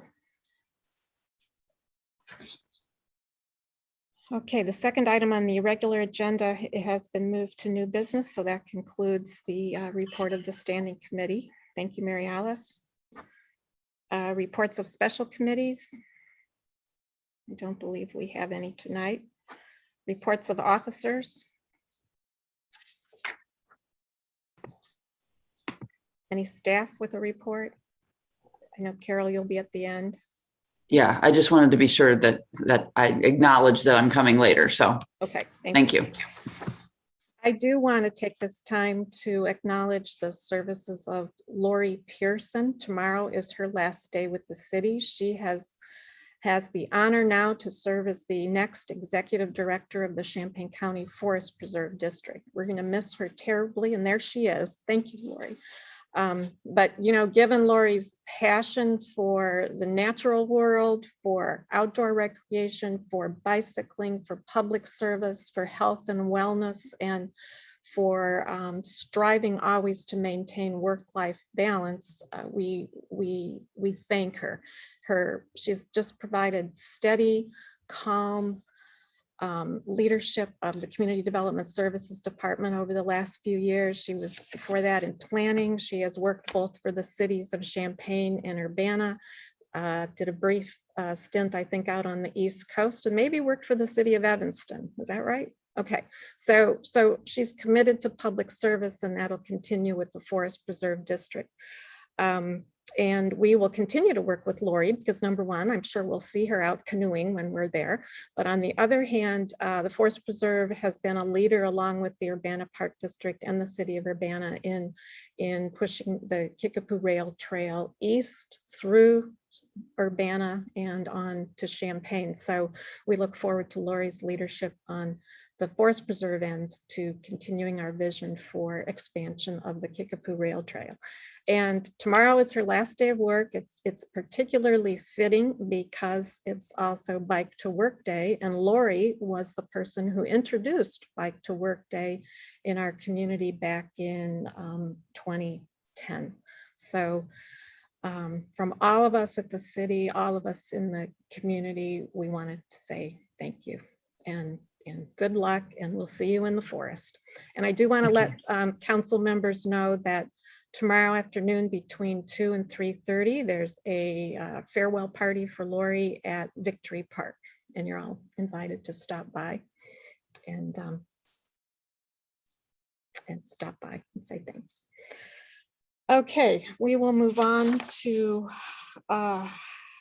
new business. We have, let me get my ordinance number 2021-08-038, which is the ordinance amending City Code Chapter 2, Administration, Sections 2-42 Appointments, 2-43 Term, 2-70 Appointment, 2-99 Civil Service System, Chapter 5, Building, Fire, and Flood Safety Codes, Section 5-12 Appointment, Chapter 25 Vegetation, Section 25-48 Appointment.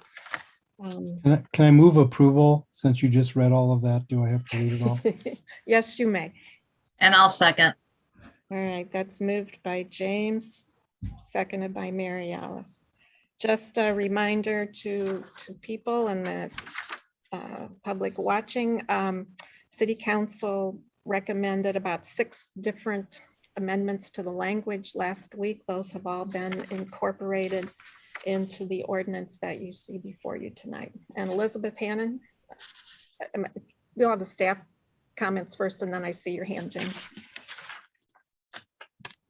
Yeah, I was just going to say that I did my best to incorporate all those changes that were discussed last week. If they are not perfect, then please be specific, and I'll get additional changes in there. There is both a clean copy and a strikeout version that shows the differences between the code amendment that you were previously provided and the current one. So that's all I got. I'm here for questions. James? I don't have a question, but a comment. Although I would say not everything that I wanted to see in here is in here. I think it was a constructive conversation, and we arrived at a consensus, so I intend to support it. I think we also set the new record for the number of straw polls within a given agenda item. Mary Alice. Yeah, I was going to say a very similar thing to what James had said. It was more of a working meeting last week in which we really hammered out all of the details. So I appreciate all the input and all the conversations we had surrounding all of these. I'm very happy with where we ended up. Is it 100% what I would like to see? No, but it's about 95, 98% of what I wanted to see. So that's pretty decent.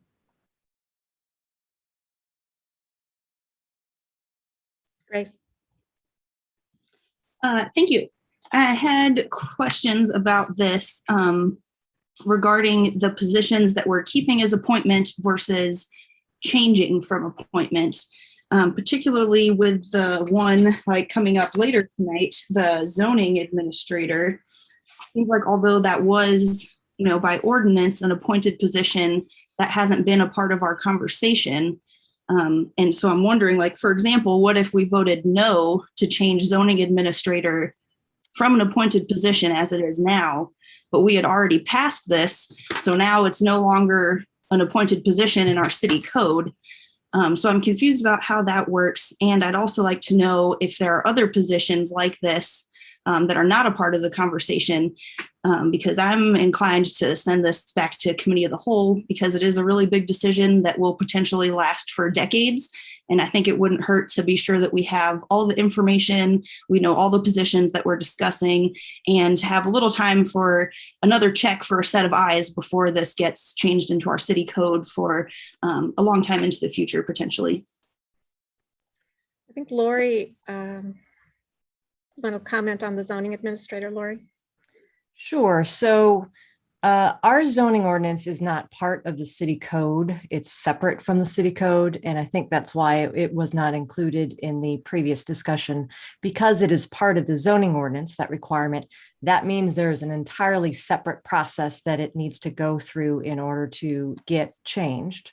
So that involves, as you saw, going to Plan Commission and having the public hearing. So so it was kind of tracking along at the same time, but it was not part of the other amendment because it is separate from city code. I'm not sure is that kind of what you're asking, the procedural question? Procedural, and then I'm also wondering what other positions also fall into this category, and if that's something we need to stipulate, or other positions as required by ordinance. I think that's an important thing here, because is it only these handful of positions throughout the entire city, or are we saying that there are other positions that are required to be appointed by ordinance?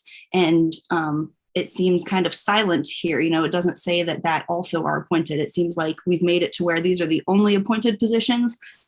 So I think that we need some clarity on that. I'd like to know if there are other positions that fall into the same category that are appointed by ordinance, and then how we rectify that in the city code. Elizabeth? I do not think there are any others. In fact, I did a search of the entire code for the words appointment and appointed.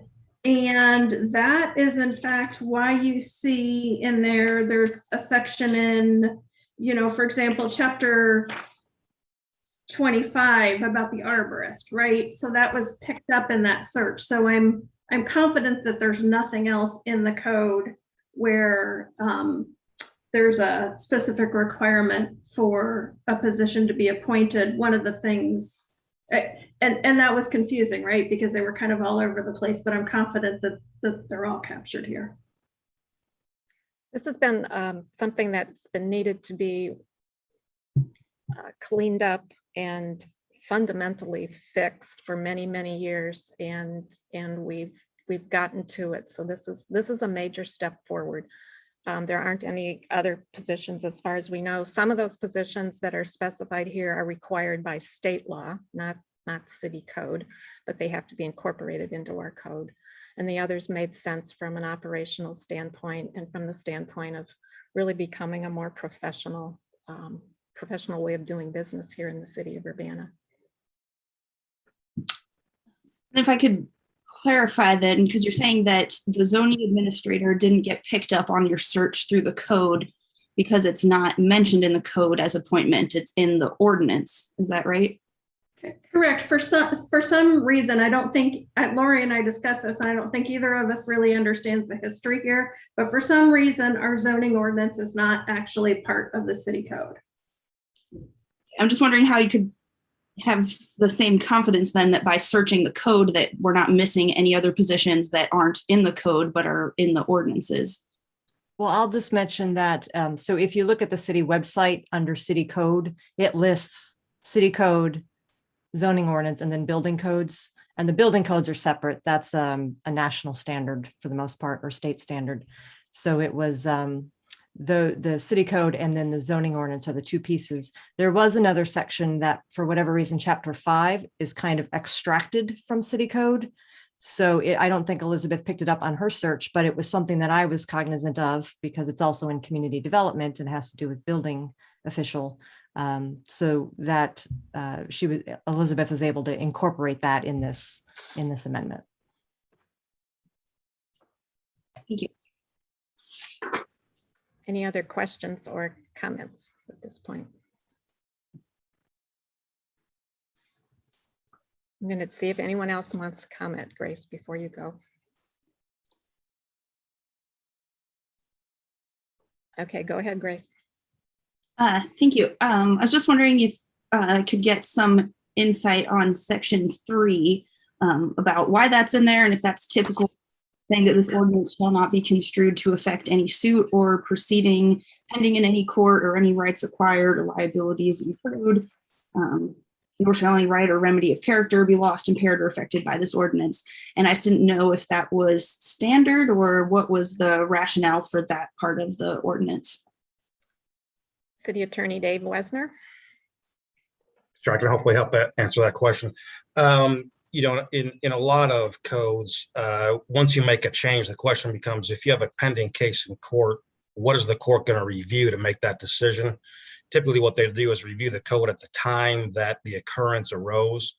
So what this is just allowing for is the idea is that if there was some suit, and I don't believe that there are any, if there's other that may comment, if the mayor or Administrator Mitten knows, where it will be affected by this, but a lot of times you'll see that these sections remain in all ordinances that may be adopted just to kind of cover that potential, to make sure that people are clear that if there's a lawsuit pending and under a previous code provision, that's what the court is actually going to review to make its decision, even though the council may have made a change to that going forward.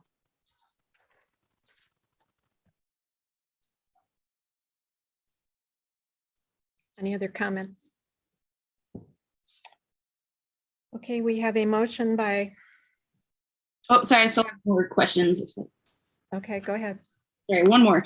I was also wondering in here, so hypothetically, how would this work in the order of our agenda? Say we hypothetically passed this ordinance and hypothetically did not pass the zoning administrator changing from appointed position. Where does that leave us? And I guess the point of the question there too is would it make sense to add a thing about these positions or others as required by ordinance for even tonight? Hypothetically, I feel like if we pass this as it stands, it seems like there's almost no point in voting on the next one if it excludes it. I'm not really sure on that.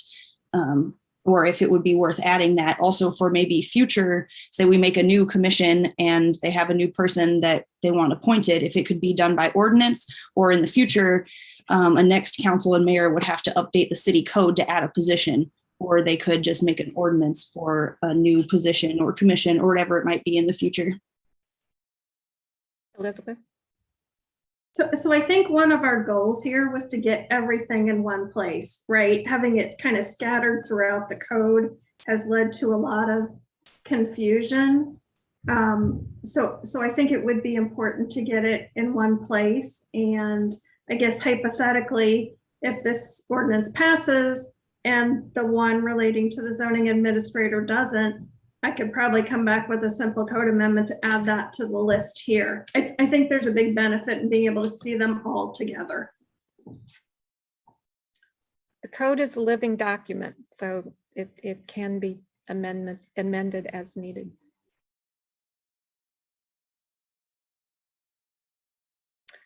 All right, are we ready to vote?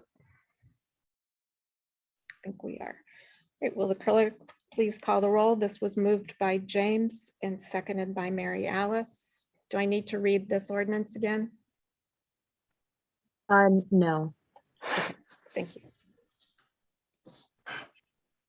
Councilmember Wu, Yes. Councilmember Evans, Yes. Councilmember Hersey, Yes. Councilmember Colasetti, Yes. Councilmember Bishop, Yes. Councilmember Wilkin, No. Councilmember Quisenberry. Yes. That motion passes. Thank you. Last item of new business is ordinance number 2021-09-039, an ordinance amending the Urbana City Urbana zoning ordinance with changes to Article 11, which is administration, enforcement, amendments, and fees, and other relevant sections to change how the zoning administrator is appointed. Plan case 2426-T-21. And this has the honor of being Lori Pearson's last case before the Urbana City Council. Mayor, perhaps I didn't hear, but I thought you had moved up that one appointment item before this. Perhaps I got that wrong, but I just wanted to check in with you. No, you're Okay. next. Okay. It's the second item of new business. Okay, sorry, thank you. Mhm. All right, I'm going to share my screen just to have a visual here. So you got a little preview on the previous item. What we're doing here is proposing a change to the zoning ordinance to address how the zoning administrator is selected. Currently, as you can see the language up here on the screen, provided you can see it, is that the zoning ordinance requires a zoning administrator be appointed by the mayor with the advice and consent of city council. The zoning administrator, I listed some of the things that the zoning administrator does in the memo. To highlight some of those, it's a regulatory role. They administer the zoning ordinance, so they do enforcement, enforcing the zoning rules, making administrative approvals such as building permits, issuing other permits that have already been approved, such as by city council and also by the zoning board of appeals. So it is truly a regulatory administrative role. The proposed change, let me forward, next slide. Oops, the proposed change would be to, instead of having that appointment by the mayor, to have the individual be designated by the Community Development Services Director, as shown here with the strikeout and the underline, and then also another section which talks about the duties of city council. It would change to remove the zoning administrator from those list of duties. Now, we talked a little bit about this position. Since it is a regulatory role, really what we want is someone that is the right person for this role. So somebody that might even be in civil service, but they need to be the one that is administering this very important document. So it's important that there's flexibility on who that person can be. And secondly, it's also really important to remove any perception that there could be potential for political influence over this regulatory role, because we don't want to be put in a position where somebody isn't enforcing something or isn't approving something because of a potential perception of political influence. So those are the reasons for the change. This did go to Plan Commission last week at their meeting. They held a public hearing for this item. Plan Commission, with a vote of 6-0, recommended that City Council approve this change. Questions for Lori?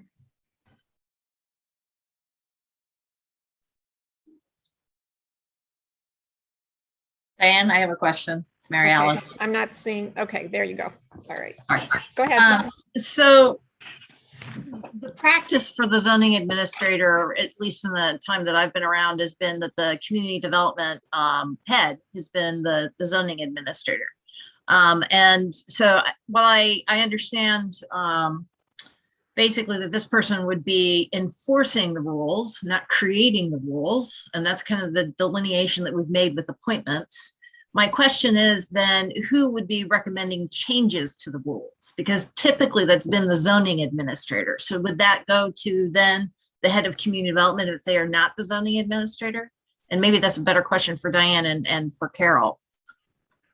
Well, I'd be happy to take it if that's okay. By recommending a change, that is a professional judgment. So that is one based on the content. It is not based on the political world, right? So I really do think that that recommendation should come from someone that is not a mayoral appointee, because it is that technical professional advice that is being sought. Ultimately, it's up to City Council to make that change. It is typically, though, I mean, in all cases, you're getting the technical recommendation, and then those, above are reviewing that recommendation and signing off on it. But the recommendation typically does come from the technical staff level. So remind me, I mean, this went to the Plan Commission, didn't go to the Zoning Board of Appeals, right? So Correct. do all zoning amendments only go to the Plan Commission, or do they sometimes also go to the Zoning Board of Appeals? So they only need to go to the Plan Commission because the Plan Commission are the ones that they kind of have another role involving the zoning administrator, excuse me, zoning ordinance. Whereas so they're interested in the text, whereas the zoning board is interested in deviations from the text. So it's, I mean, some communities combine these two boards because there is so much overlap. But in this case, the Plan Commission is responsible for the written document as well as the zoning designation of a piece of land, while the Zoning Board of Appeals is responsible for most, but not all, but most deviations from that. So I know that Grace, you attended the Plan Commission meeting and asked some questions, and I think Jaya, maybe you did as well. Or no, I'm sorry, Chandra was there. Chandra attended. And so for those of you who didn't have a chance to attend, or maybe you didn't listen to the meeting, the Plan Commission actually holds a public hearing. So there's a public hearing whenever any case comes before the Plan Commission, and Laura, you can correct me if I'm wrong, but then sometimes you like actually have to swear people in so that they can testify during certain cases. So there is a whole kind of public input session even before it goes to the next level of city council. So I just kind of wanted to give that context to council in terms of how that happens. Thank you. Any other questions? Can we get a motion?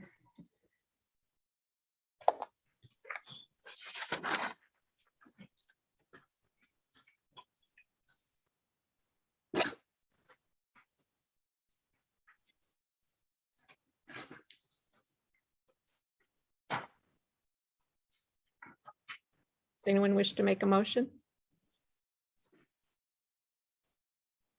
Well, if I had it in front of me, I would make the motion, but I can't find.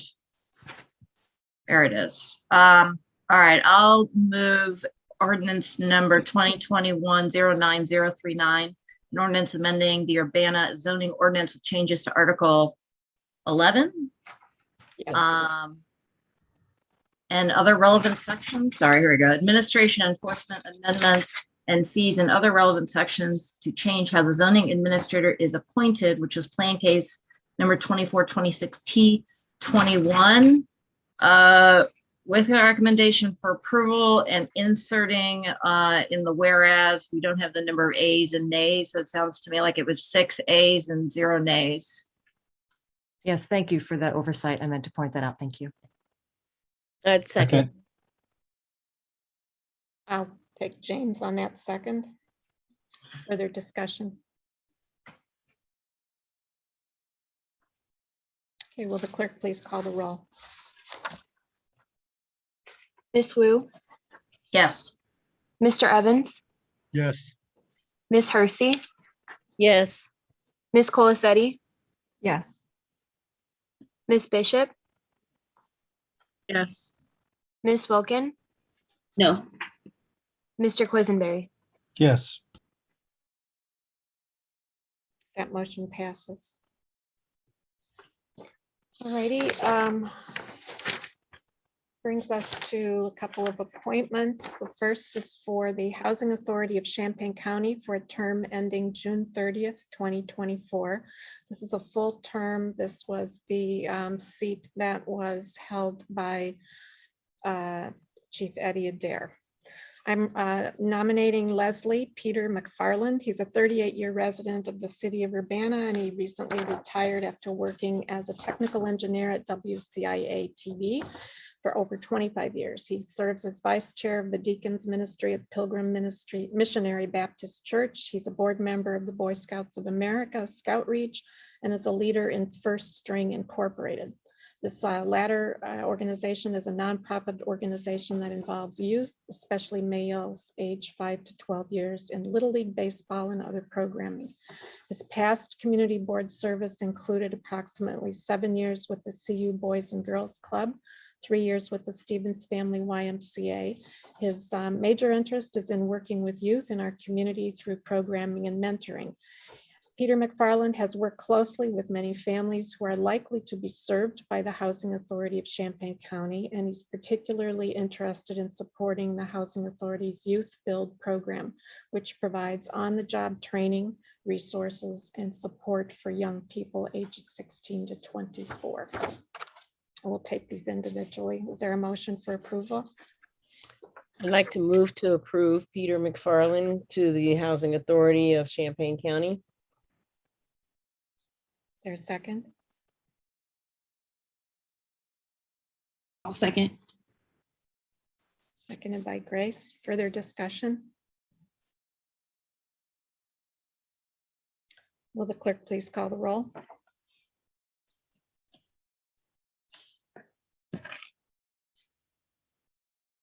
Miss Wu, Yes. Mr. Evans, Yes. Miss Hersey, Yes. Miss Colasetti, Yes. Miss Bishop, Yes. Miss Welken, Yes. Mr. Quisenberry. Yes. That motion passes. The other appointment I'm bringing to you is for Interim Director of Community Development Services Department, effective September 15th, 2021 through February 28th, 2022. And during that period, we'll be conducting a search for a permanent replacement for Lori Pearson. So I'm nominating Sheila Dodd. Sheila currently serves as grant manager for the city of Urbana. She provides staff support to the Community Development Commission, and since November of 2018 has served as acting director in the Community Development Services Department in Lori's absence. Her bio was on the back of this sheet attached to your packet. She's had extensive experience in city of Champaign for about 20 years. She then worked for Habitat for Humanity as the executive director for 7 years and came to the city of Urbana about 3 years ago. Is there a motion? I'll move approval of Sheila Dodd for the interim director of community development services. A second. Okay, I have a question, Diane. sure. Well, given that grants is it's ramping up here, are there any plans to assist Sheila with her grant duties while she takes on this new role? Yes. So we might be hiring somebody temporarily or part-time or something to. Well, we also We have the RPC contract. Yeah. Yeah, right. We also, yes, there is a position available currently for assistance in community development. Another person has been offered is about to take a new position as well. So yes, we are providing assistance. Okay. Grace. Thank you. I was wondering then, so my understanding too, if I can, because this is related to my understanding to the zoning administrator in the interim, because Lori has been director of community development services and acting zoning administrator in the past. Is that correct? I am the official zoning administrator right now, yes. Okay. And so now that will be appointed by Director of Community Development Services, potentially Sheila Dodd in the future. So will that position remain open, or are we still looking, or is someone going to be acting zoning administrator? So I believe that the future interim community development services director will will designate someone that's already on staff that has been basically doing this role while I've been overseeing it. So we have someone with 7 years of experience rather, in zoning for the city of Urbana, and that person will likely be the designee. Thank you. And I was also wondering, out of some of the concern of potentially overworked, doing 2 full-time positions, was concerned about that being like a third one. So I'm glad that we're looking into that, so not keeping people too busy. And just wondering too, if that also goes along with the pay in the interim, which, I mean, I believe if someone's doing the job, they should get paid, but just wondering too, how many jobs and pay can a person have in the city of Urbana at one time? I assume Carol or Elizabeth, thank you. So in this case, she will not be paid for her current job and her new job. Her pay will be adjusted to a higher rate that reflects the range associated with the department head role. Okay. And also to clarify that this is a plan until February 28th, 2022. And in that time, the plan is to look for someone to fill that role full time, correct? Correct. I imagine that these are, busy full-time positions that would be good to have two people doing instead of one person doing the work of two. Thanks for the clarification. We have a number of positions to fill. We're working hard to do that. Yes. Any other questions? Okay, could the clerk please call the roll?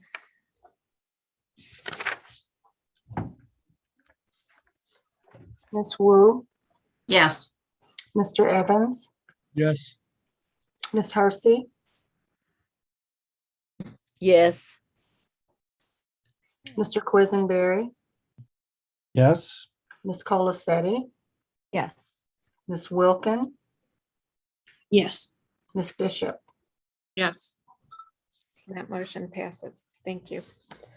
And the last item was the discussion item added. So Carol was going to give a brief update on the ARPA planning, and then since Sandra had moved to put a discussion item on about council priorities.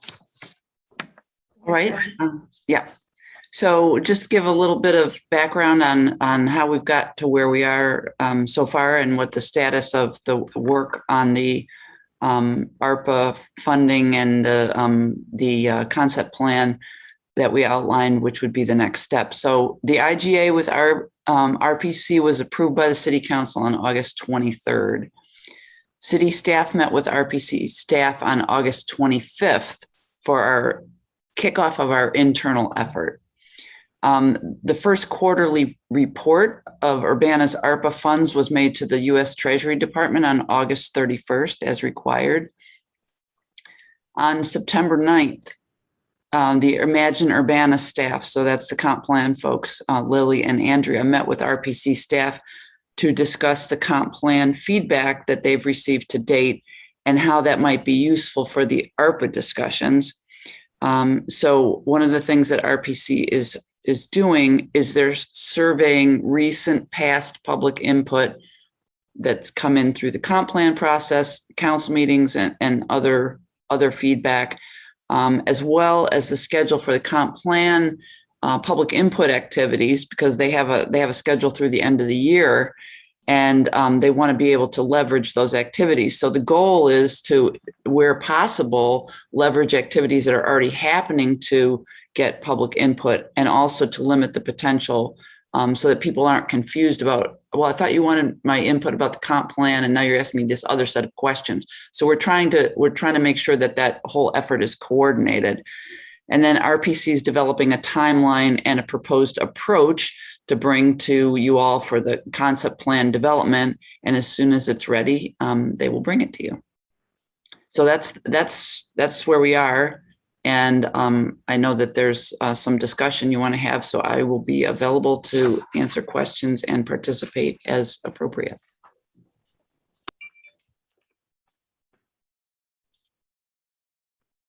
Go ahead, Chandra. Can you repeat that last line? You said concept plan development. Yes. What, can you elaborate a little bit more on that? Sure. Let me just go back and maybe for anybody who wasn't, any member of the public who wasn't in the discussion or didn't follow the discussion when you all passed the IGA, there's sort of three big chunks of work that we're asking RPC to do. The first chunk is to develop a concept plan. And this is an idea that we borrowed from another jurisdiction in Ohio, where basically they said they've gathered input from the public, and then the body, so in this case, the council, then says, we've decided that our priority or our couple of priorities is this topic or these topics. So it could be gun violence reduction. It could be reducing homelessness. It could be, early childhood education, something like that, that's within the bounds of the ARPA funds that they can be used for. And then once that concept plan of like, what do we want to do and what does success look like? What are the metrics that we want to change?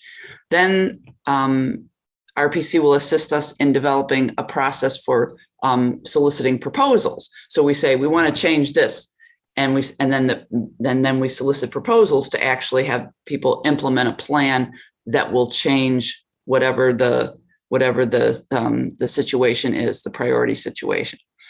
And then after that, and all of these things will be circulated through the council, so it's not happening behind closed doors or anything. And then after that, they will help us track the funds. They'll help us track the funds throughout, but then they'll also help us track the performance of anybody that we actually contract to do implementation, because we have to be able to show to the federal government that the funds were used and actually effectuated change. So those are the three chunks of work: concept plan, proposals, implementation. And I'll jump in here. I just want to clarify also, there's no one correct way to approach allocating the ARPA funding. The federal government is, their guidelines were pretty clear on what the money could and could not be used for. But as far as the method that communities use to reach their decisions, it's up to the community. So you're seeing all sorts of different approaches, even here in Champaign County, but there's no one particular method that people have to use. And we're just trying to take advantage of all the information, first of all, that's been collected so far this year in the comp plan process, which is a tremendous amount. And that'll be a good start on this. And of course, then there will be extensive community engagement as well. And I might just add before you take another question that, one of the reasons why we're delighted that RPC was available to do this is not only on the reporting to the federal government, but because it's a routine part of their work to do public engagement. So we're looking forward to getting recommendations about what they think is most effective, because they have tried different things over time. And so dovetailing that, their experience with what's been effective for the comp plan, I think will be very helpful in this process. And if this process is anything like what it took just to get the first report in, I spent better part of the day just collecting all the required documentation they needed from me personally to submit the information. So we're happy to have the assistance of RPC on this, because we just, it's a very time-consuming process. James, is that your hand? Yeah, so I understand we're going to be getting a timeline from the RPC. Will we at the same time get a roadmap of these public engagement opportunities that they are going to do? Is that part of the timeline? Yes. So that's when what I'm hearing is that's when we are going to be going out to the public, and as council members, we can encourage people to engage in those activities based on the schedule. And that is gathering all of the information that then we as council will process and say, what are the big ideas that we think the input leads towards, which is why we're not asking for specific solutions. We're looking for the problems to solve and creating the vision of success before we go out and solicit proposals to accomplish the solutions. That's exactly right. Have I got it? Okay, thank you. Yes, you got it. Go ahead, Grace. Thank you. I definitely recognize and appreciate the importance of working with RPC on this and value their experience and expertise on this. I'm just with reading the agreement. I mean, it very clearly says that the commission, RPC, will assist the city in developing a concept plan addressing those areas. Right. I was imagining that it would be a much more involved process, and if anything, coming more from the city-led side rather than waiting for RPC to show us a concept plan that's already developed, when it very clearly says that they would assist us in developing such a plan. Yeah, the concept plan is the output of this public process. So I'm going to borrow James's language because it's better than mine. It's identifying what problems do we want to tackle. So we have a public process. The public says, I want you to tackle this problem. I want you to tackle that problem and this problem and that problem and that problem. And then the council will take in all that information. And then the concept plan is the expression of what problems you decide, what problem or problems you decide you want to tackle with the ARPA funds. So the concept plan is not the public engagement. It is the product of your consideration and prioritization of what you hear from that public engagement process. And it will be informed also by what you hear from communities around. So, you know, the county, Champaign, the city of Champaign, the county are also engaged in this process. They have a little bit different approach, but I suspect that you're going to see some common themes emerge in terms of what people are concerned about, what they really want us to focus on, and how they want this money to be spent. And frankly, the more we can work with our neighboring communities, I think the better in terms of leveraging these funds to really move the needle on something. So we're part of the countywide process. We're part of the nationwide process, actually.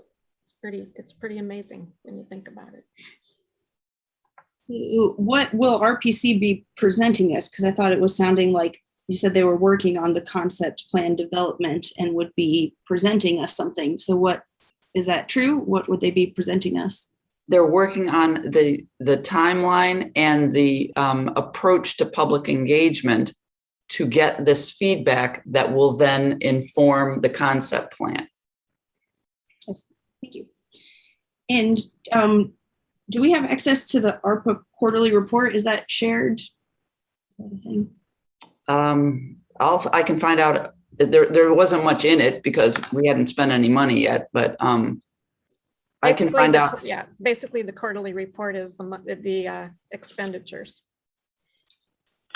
I don't know if that's something that you can access, you know, on, you know. It ought to be public information. I'm assuming it's public information. Yeah, I'll find out how to get that for you. Chris? Yeah, Carol, Diane, do you know where is the money coming from to pay the RPC administrator? That's part of it's the ARPA funds. And it's $400,000, is that right? Over time, I think all you authorized so far in a budget amendment was $100,000. Okay, but it's expected to over 3 years or 4 years to be 400,000. Something like that, yeah. That's similar to what the county is paying them as well. And one of the, it's an allowable expense under the ARPA Act, and it recognizes the fact that many communities would not have internal staff to manage the whole process and manage the reporting, which is highly, highly detailed. So it did allow communities to pay for the necessary staff to administer these funds. Larger cities had, you know, a lot of the larger cities had layers of staff. City of Urbana doesn't, not to do something of this magnitude and this complexity. Sure, go ahead. Yeah, so I guess I'm asking you, Grace, I mean, second part of your motion tonight was to discuss our priorities. I know, Chandra, you've been waiting to do this. So my question would be, do you want to wait till we get public input before we discuss it, or how do you want to go forward? I'm down for doing this however, works out best.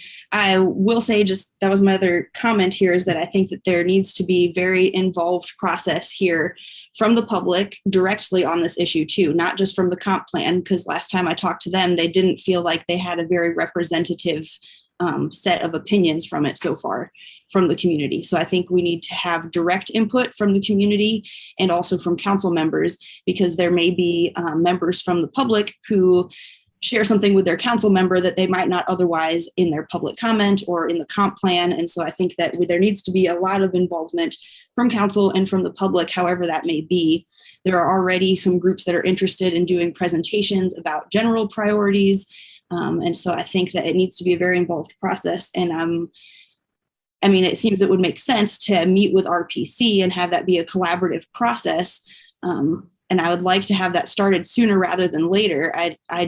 It doesn't seem to make sense to me that we wait for them to do some of the work and then come to us. I think it would make sense to be a collaborative process from the beginning.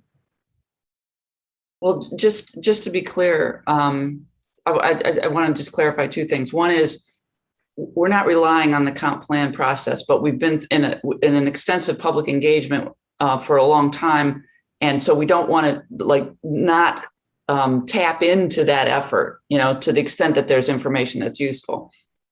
The other thing is, we're in the comp plan process. We're going to be embarking. The next thing clearly is in terms of a big public engagement, it's going to be the ARPA thing. Then that will be followed at some point by the reimagining the public safety in Urbana. And so if this is too, I think it needs to be organized. So if we start having random presentations and people, and it's out of context of this process, I think it could be confusing to the public. So, I would encourage allowing us to come up with a plan and then have the feedback, be structured in that framework so that it's not a scattershot. Because we're asking a lot from the public, and if they get confused, then they tend to just, be disinclined to engage.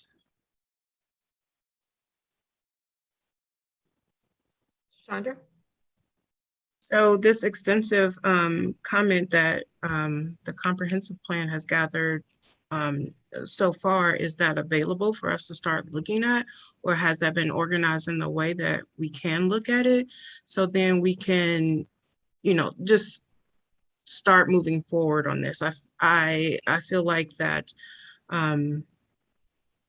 myself and the council and the rest of some other members of the council feel like we have been sort of stagnant on this process. And we just want to make sure that we're involved. And I understand, there are different sort of pockets to this, and I like how you broke it down into the three things: the concept plan, soliciting proposals, and tracking funds, performance, and implementation.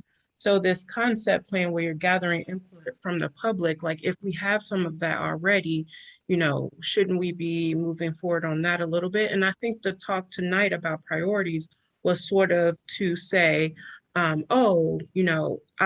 think that a big issue we need to address in our community is affordable housing and community violence. So if those are my two priorities, then I want to hear from the rest of the council members what their priorities are. And then we look at public input to see if, are our priorities off base and that's not what the public wants us to focus on. I think the two can be moving at the same time.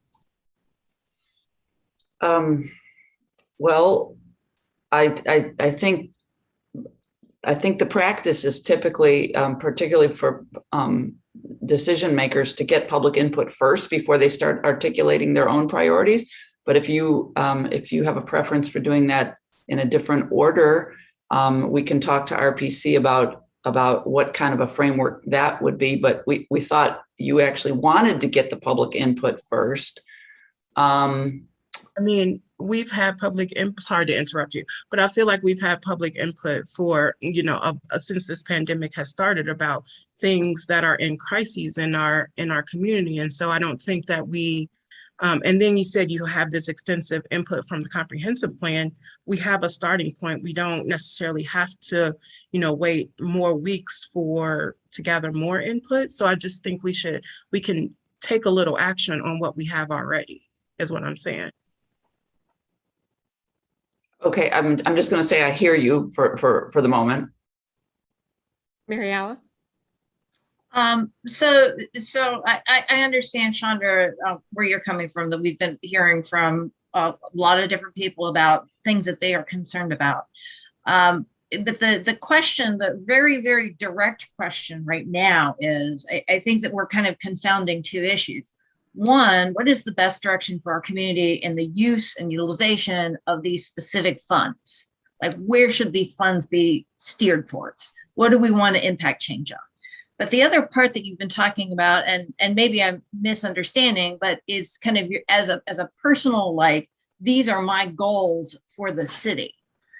These are the goals of things that I want to work on and work towards for change. And that's much more of a general thing. So I feel like there's two different conversations going on here. Chandra, please correct me if I'm wrong, and I'll just give you my input in terms of what I see for the ARPA funding. I mean, I come from the qualitative background of grounded theory, which is you work from the ground up, which is the public up. So you look and you hear what the public is saying about the specific utilization of these funds and how we can direct these resources, and then build upon themes in terms of what that is, and then have a city council conversation about what we heard at those public themes, and then go up to the next stage with, these are the categories that we want funding for. That's kind of how I see things.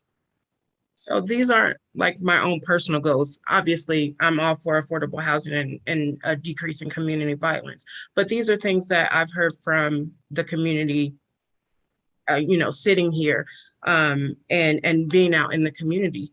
I didn't just bring those up by myself. So I feel like we have heard at least some things from the public that can get us moving. And I understand, yes, all the input from the public is very important, but then if the public doesn't see us moving on their input, like, then we get, this, oh, you're moving behind closed doors. You're not acting on what we are asking you to act on. So that's all I'm saying.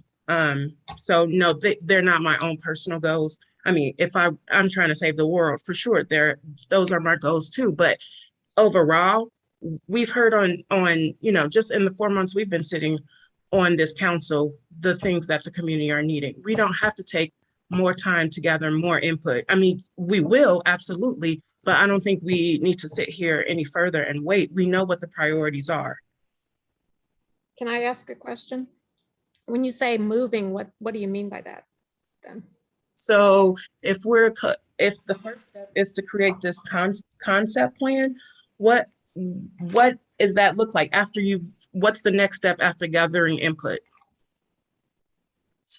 Well, the way I see it is you're going to have to get in your mind that you have a limited amount of funding, right?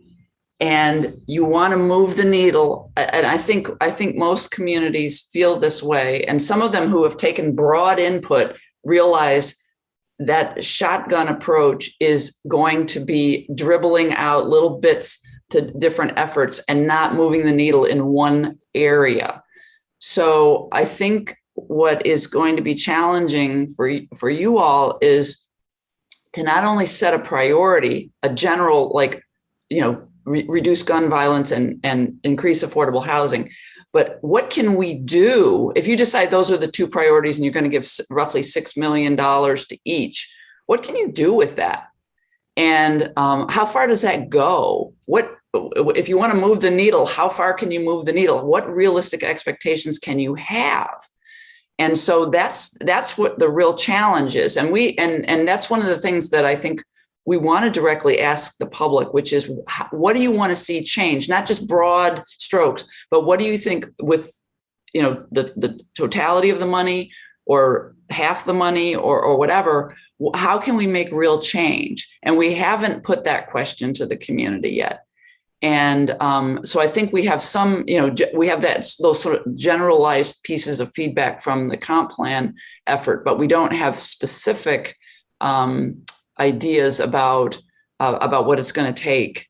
And so the real challenge for you all is to be able to narrow and focus the effort so that you can do something significant. I think that's what this conversation is for, to find the narrow, or the priorities or whatever that are more specific and more narrowed, so that when we go to the public and say, we've heard a lot around these issues, what would you like to see done to impact, or as you said, move the needle on these certain issues? Because as you yourself just said, if you give them such a broad topic, we'll be, having ideas and concepts and all these little different piles, and maybe not making as a large impact as we want. And I'll stop. Sharice. I think I kind of understand what both of you are saying. I think that the thing that I think I have to think in terms of is that this money is not everlasting. It's not reoccurring. It's not revenue building as much as it is an opportunity, to, let's say there's a particular infrastructure issue that needs to be taken care of. Something as simple as, let's say, lights on the street or sidewalks in a particular neighborhood or something like that. Can we use that money for that purpose, and how will it impact traffic accidents or the possibility of stopping, people from getting hit, maybe, or something like that. Is that what I'm getting? There are some specific infrastructure categories the money can be used for. Broadband is one, and that's emerging as a theme in the county and in Champaign, I know, is making sure we extend access to broadband throughout rural and urban areas of the county. Mm-hmm. Anything related to water, so sewer and drinking water infrastructure is another area that's allowed. And then there's a separate infrastructure bill, that also involves federal dollars. Mm-hmm.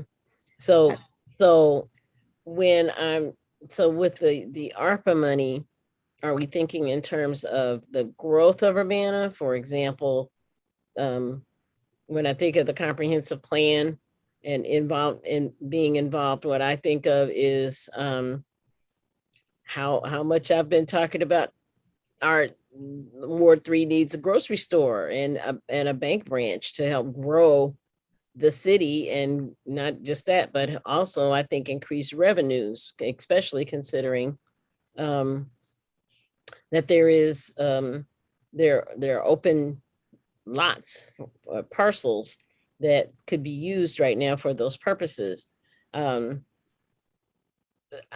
That's what I'm thinking when I think comprehensive, and not just, and also of course lowering gun violence. And I would say that a lot of people in my ward are probably hoping for that same kind of thing, but it would also impact the city as a whole. So am I correct in thinking with Chandra and Carol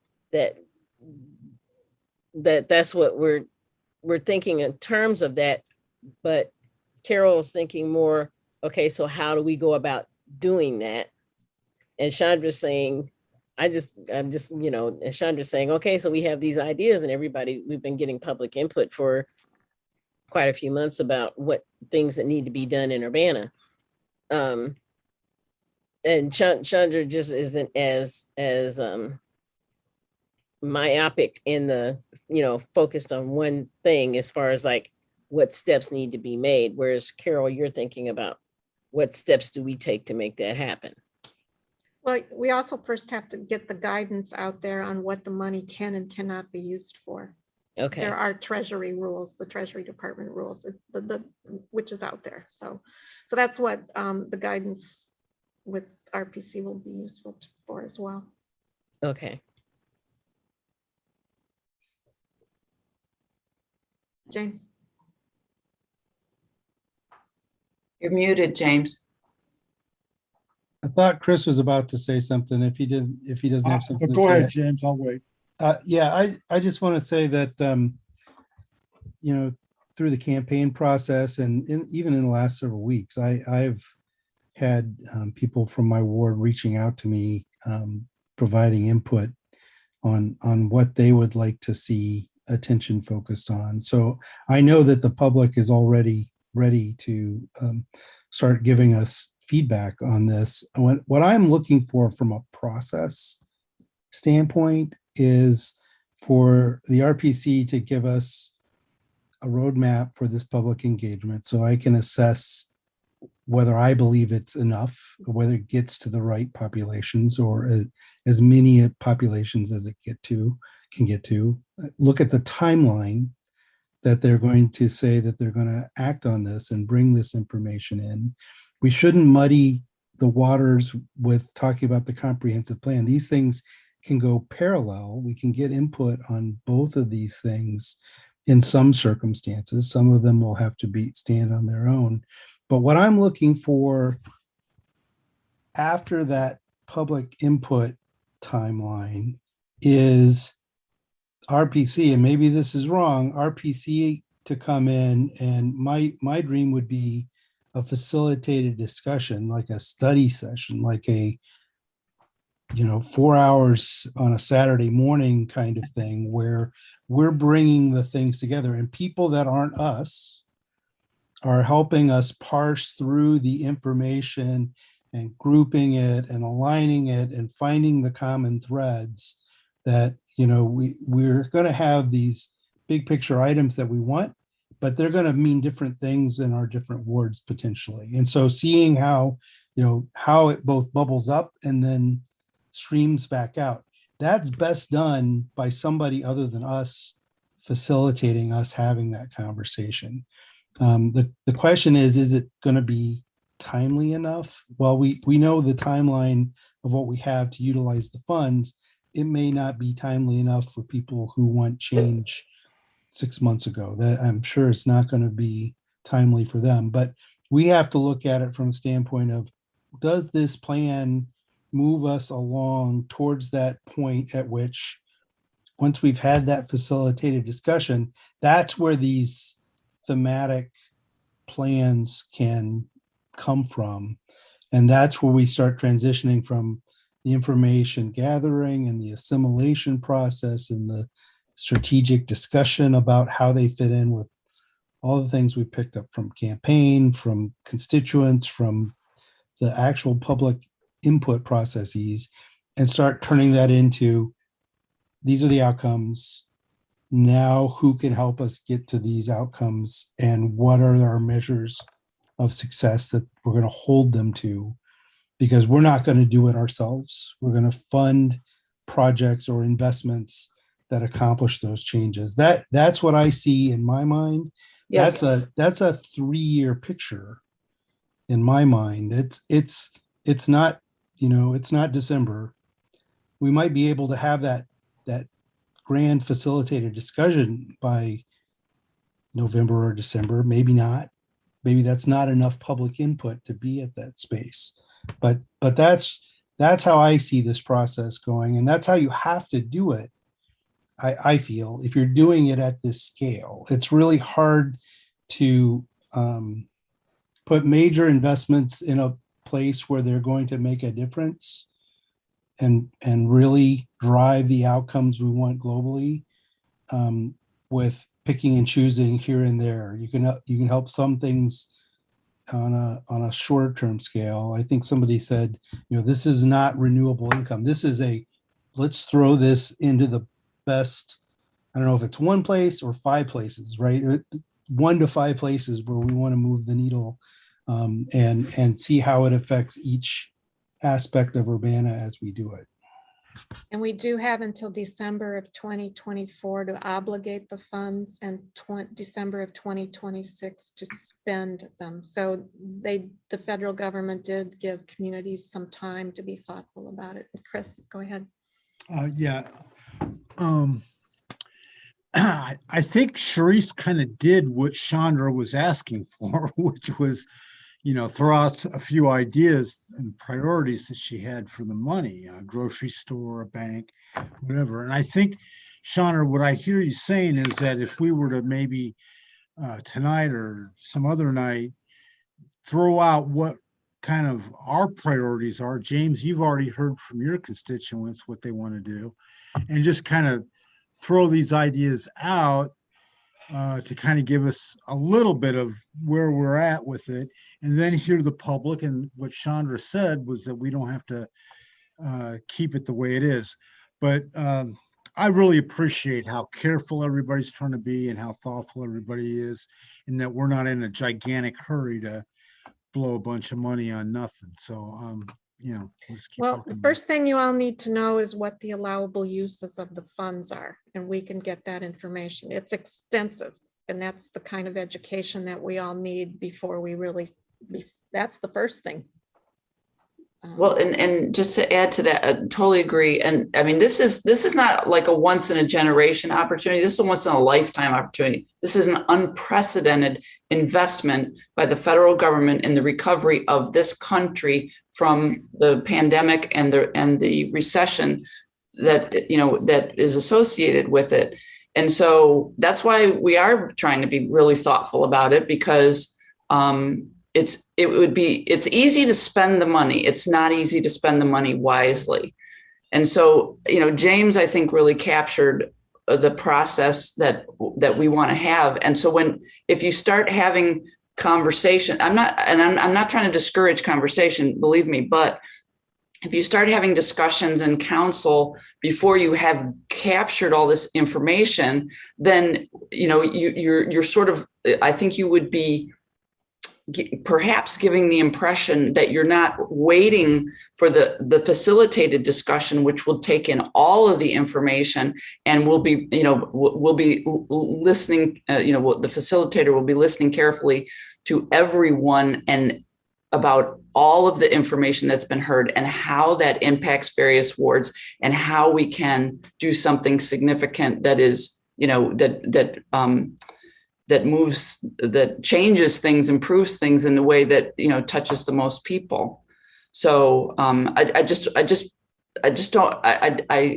understand that you're impatient. I get it.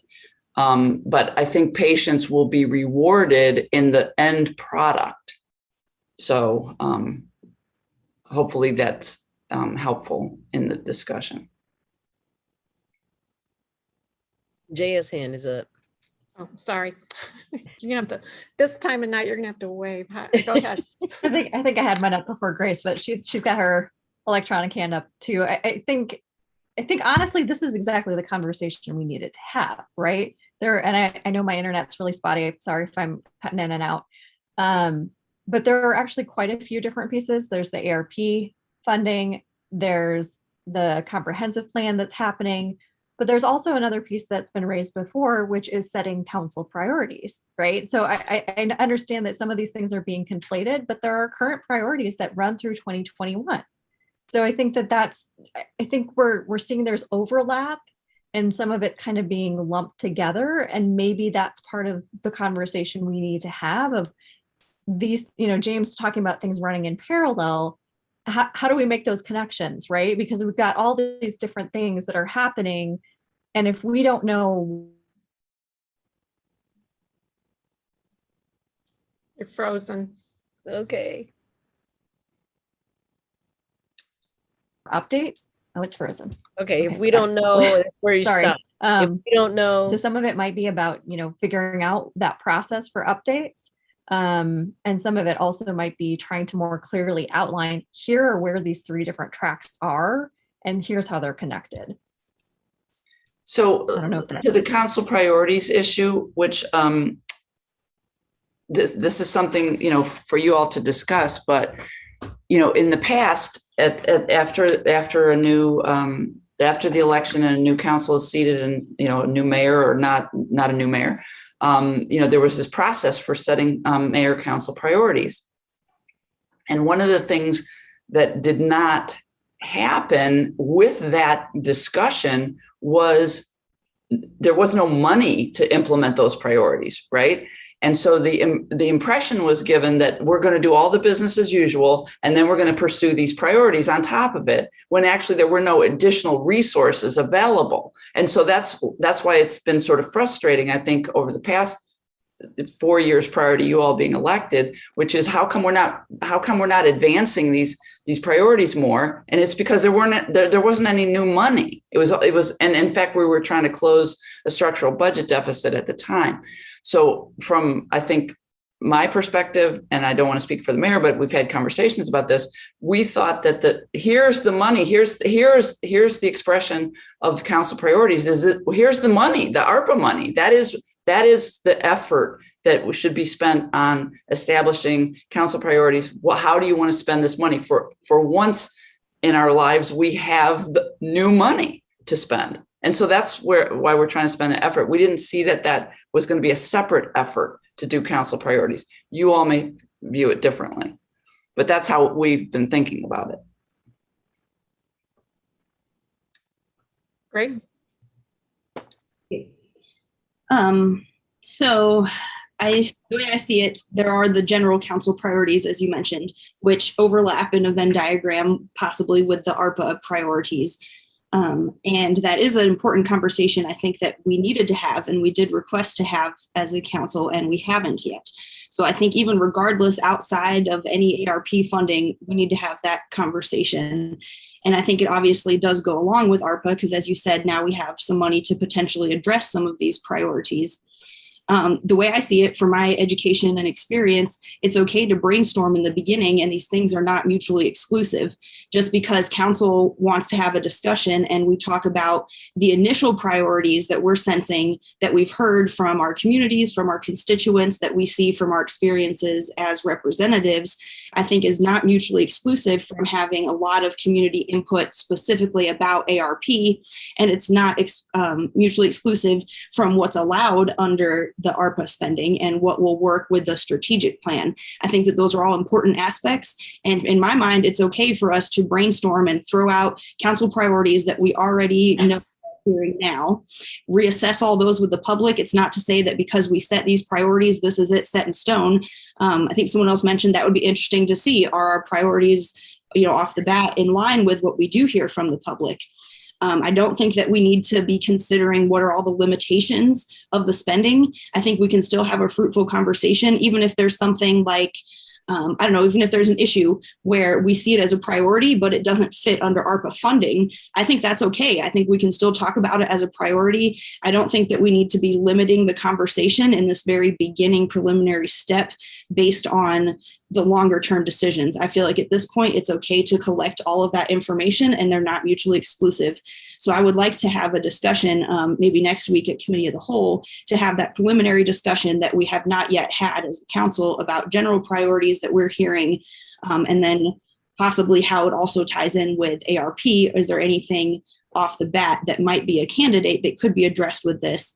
And then also go through lots of public input, looking at the allowable expenditures and deciding with RPC what's going to be the best strategy. And I think those things are all okay and would fit nicely together. So one of the things, if I could just say, I hear you. I don't disagree with you in theory in anything that you said that you desire to do. What I am concerned about is that just as we had to go to RPC because we don't have the staff bandwidth to run this process.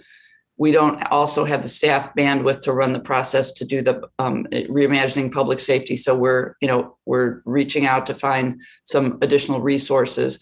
And so what I would like you to think about and how we can best inform you, because I know I've talked to Elizabeth Hannon about in the near future trying to give you a snapshot of where we are with staffing and the challenges that we're having with filling positions and just, you know, the attrition that we're experiencing. And so we are incredibly stressed as a staff.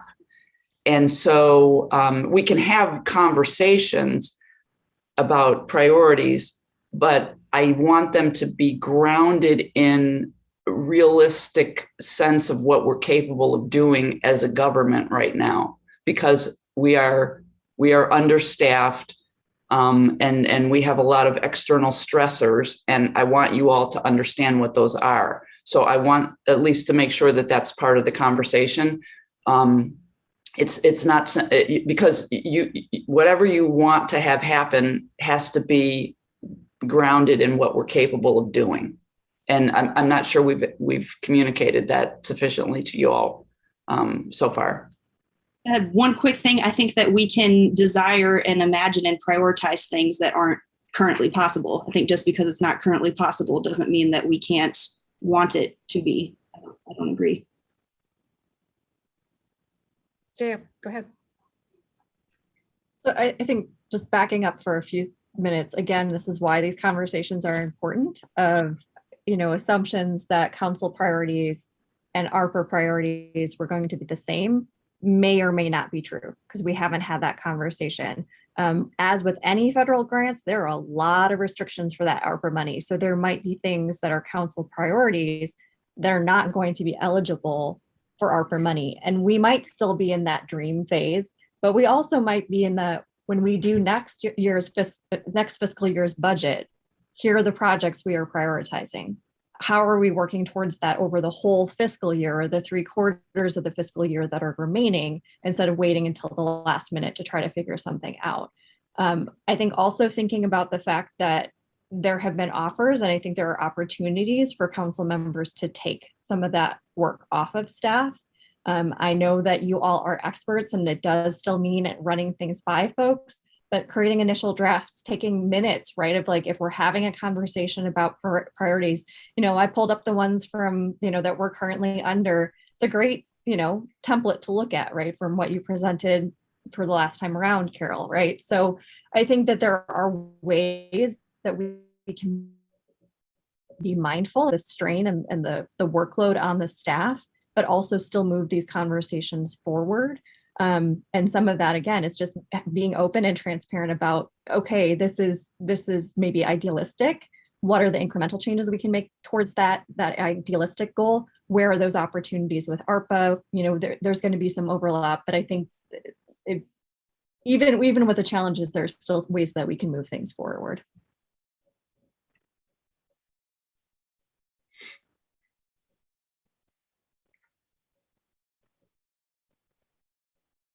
Chandra? Excuse me. In one of my initial statements, I had asked about the shoot, sorry, it's late. What am I trying to say? Oh, the input from the public around the comprehensive plan. I don't know if you answered that, but is that input available? Could we be sent that information? Is it viewable for us? I don't think it's in any kind of digestible format right now, and it needs to be parsed out. I mean, not all of the input is relevant to the ARPA piece, so I think that's part of what they're working. The Imagine Urbana staff and RPC are working on. Okay, well, what can we extract from that, and then that will be put in some kind of digestible form. And you can see that, and eventually you'll see everything, but it's not ready for prime time yet. They're still in gathering phase. Grace. Thank you. I was wondering thoughts from other council members or if staff see any logistical objection to having a discussion at possibly next week, committee of the whole, about this kind of preliminary brainstorm, with the understanding that, you know, this is not in substitute of any of the other processes that are to come. This is just a preliminary conversation that, you know, we did ask to have months ago, before we were even in this more awkward position of it being related to ARP spending. And so wondering your thoughts on adding a discussion about general priorities and possibly preliminary, which one of those we might be interested in addressing with ARPA, given that we will still have a lot more input and decision making ahead.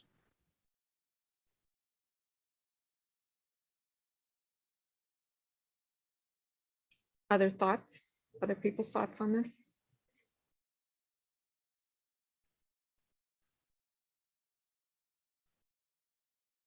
I'd like to keep these conversations moving, so I would be in favor of it. Yeah, I don't think it hurts to talk. To keep talking. And what Grace is proposing does not negate the RPC's method for collecting public input. I guess Mary Alice? I'm trying to reconcile what everybody's been talking about, and Chandra, you started talking about like what are some of the priorities, but not necessarily the council priorities. And Grace, you were talking about the Venn diagram and how things are going to overlap. We've got all these different conversations. So I guess my suggestion would be, if we're going to have a conversation next week, it would be good to have at least some kind of boundaries in terms of, otherwise it's going to explode. Otherwise, we're just going to have all these different pieces of conversations. So I'd much rather have something that is more direct, I guess. And that would be my request if we were going to continue the conversation, that we have a direct conversation about X, whatever X is. Well, that's in the past. They've always been facilitated conversations, facilitated by a third party. It hasn't been just council members. Of course, we were in person, but it hasn't been council members just sitting around talking about ideas. So it's always been a structured process where you end up with some, a product, a finished product. We don't know. I don't know what the agenda looks like for next week. We'll know more tomorrow. We have the meeting tomorrow to set next week's agenda, so we'll know how much time, how much time we have on the agenda.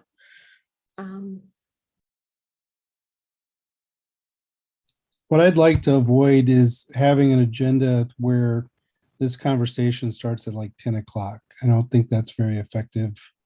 I know I'm not very effective, at least in that kind of conversation. So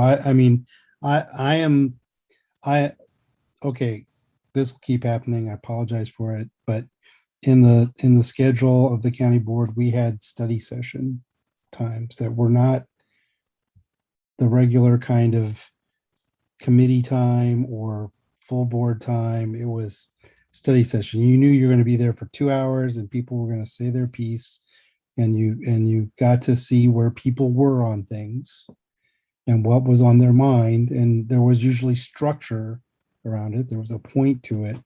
But I would be, I think that there might be value. I talked about the big facilitated discussion with the RPC about the input for the ARPA thing.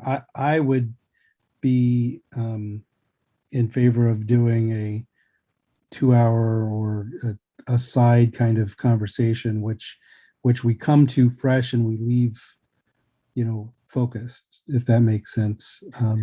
This really needs to be on a day other than a council meeting, because we do have business of the city we have to do every single week, and that's at a committee meeting and a council meeting. So this really should be a special session, and being a person who has a schedule that's really hard to juggle at times, I know I may be one of the harder people to fit in an extra meeting here and there, but it just feels like that's what is needed here, because the immediate always pushes out the urgent if you're not careful about setting aside time to be strategic.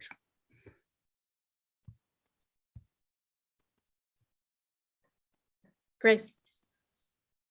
Thanks. Yeah, think that a separate meeting would be good. My only hesitation is that that's what we tried before. We tried to have a special meeting months ago, and we made one attempt at scheduling, ran into a conflict, and didn't pick it up again since then. So I think that's my concern with a separate meeting, but I'm fine with that. I think, however, just for me, I think it's really important that we have this discussion as a council because we haven't been able to yet, and we cannot talk to each other together outside of meetings. So I would just like to be able to have that conversation and hold that space.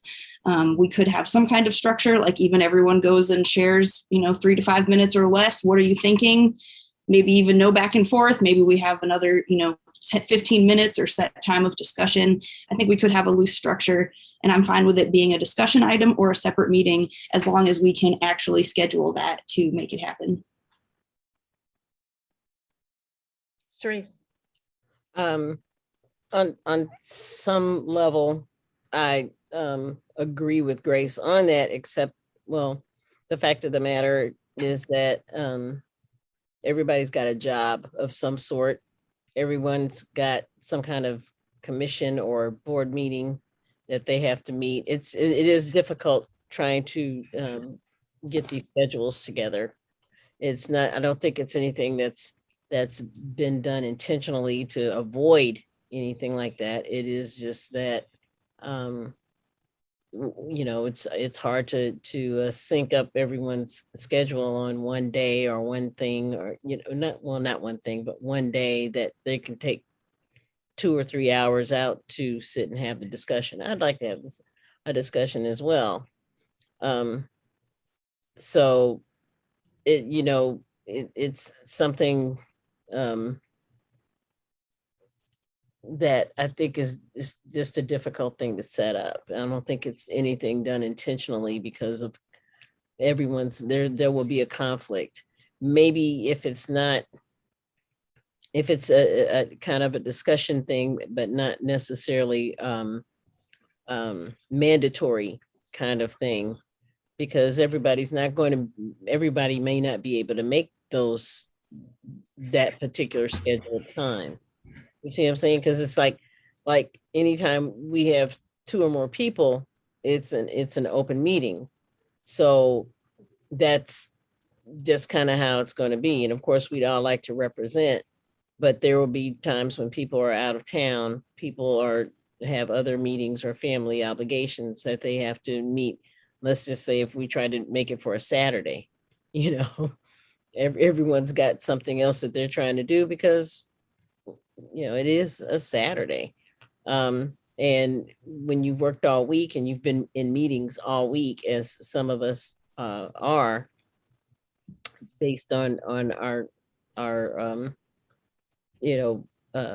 obligations, either at home or in our job, it just makes it difficult. I just want Grace to understand that. I think that's one of the main things. So I don't think it's anything that was done intentionally to not happen. It's just difficult.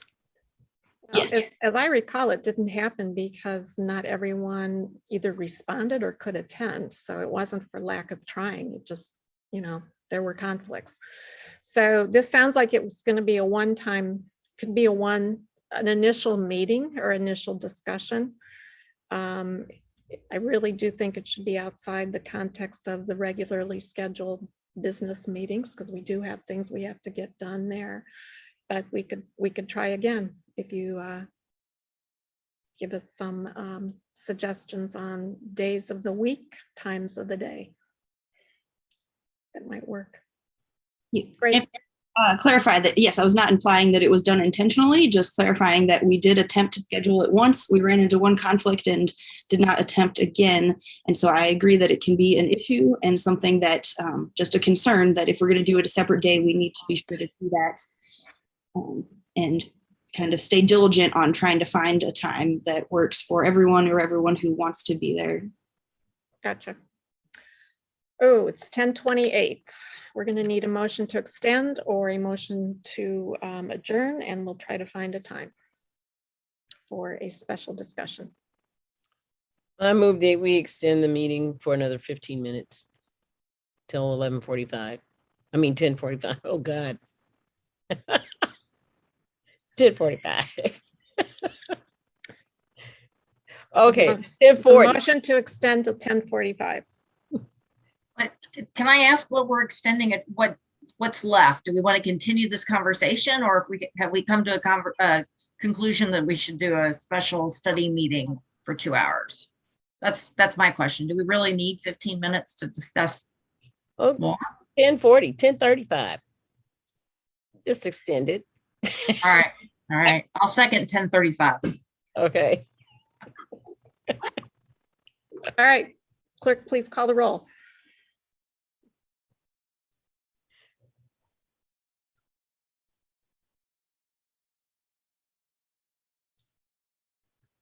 Miss Wu, Yes. Mr. Evans, Yes. Miss Hersey, Yes. Miss Colasetti, Yes. Miss Bishop, No. Miss Woken. No. Mr. Quisenberry. No. I forgot to write that down. What was the 4-3. 4:30 to extend? Okay.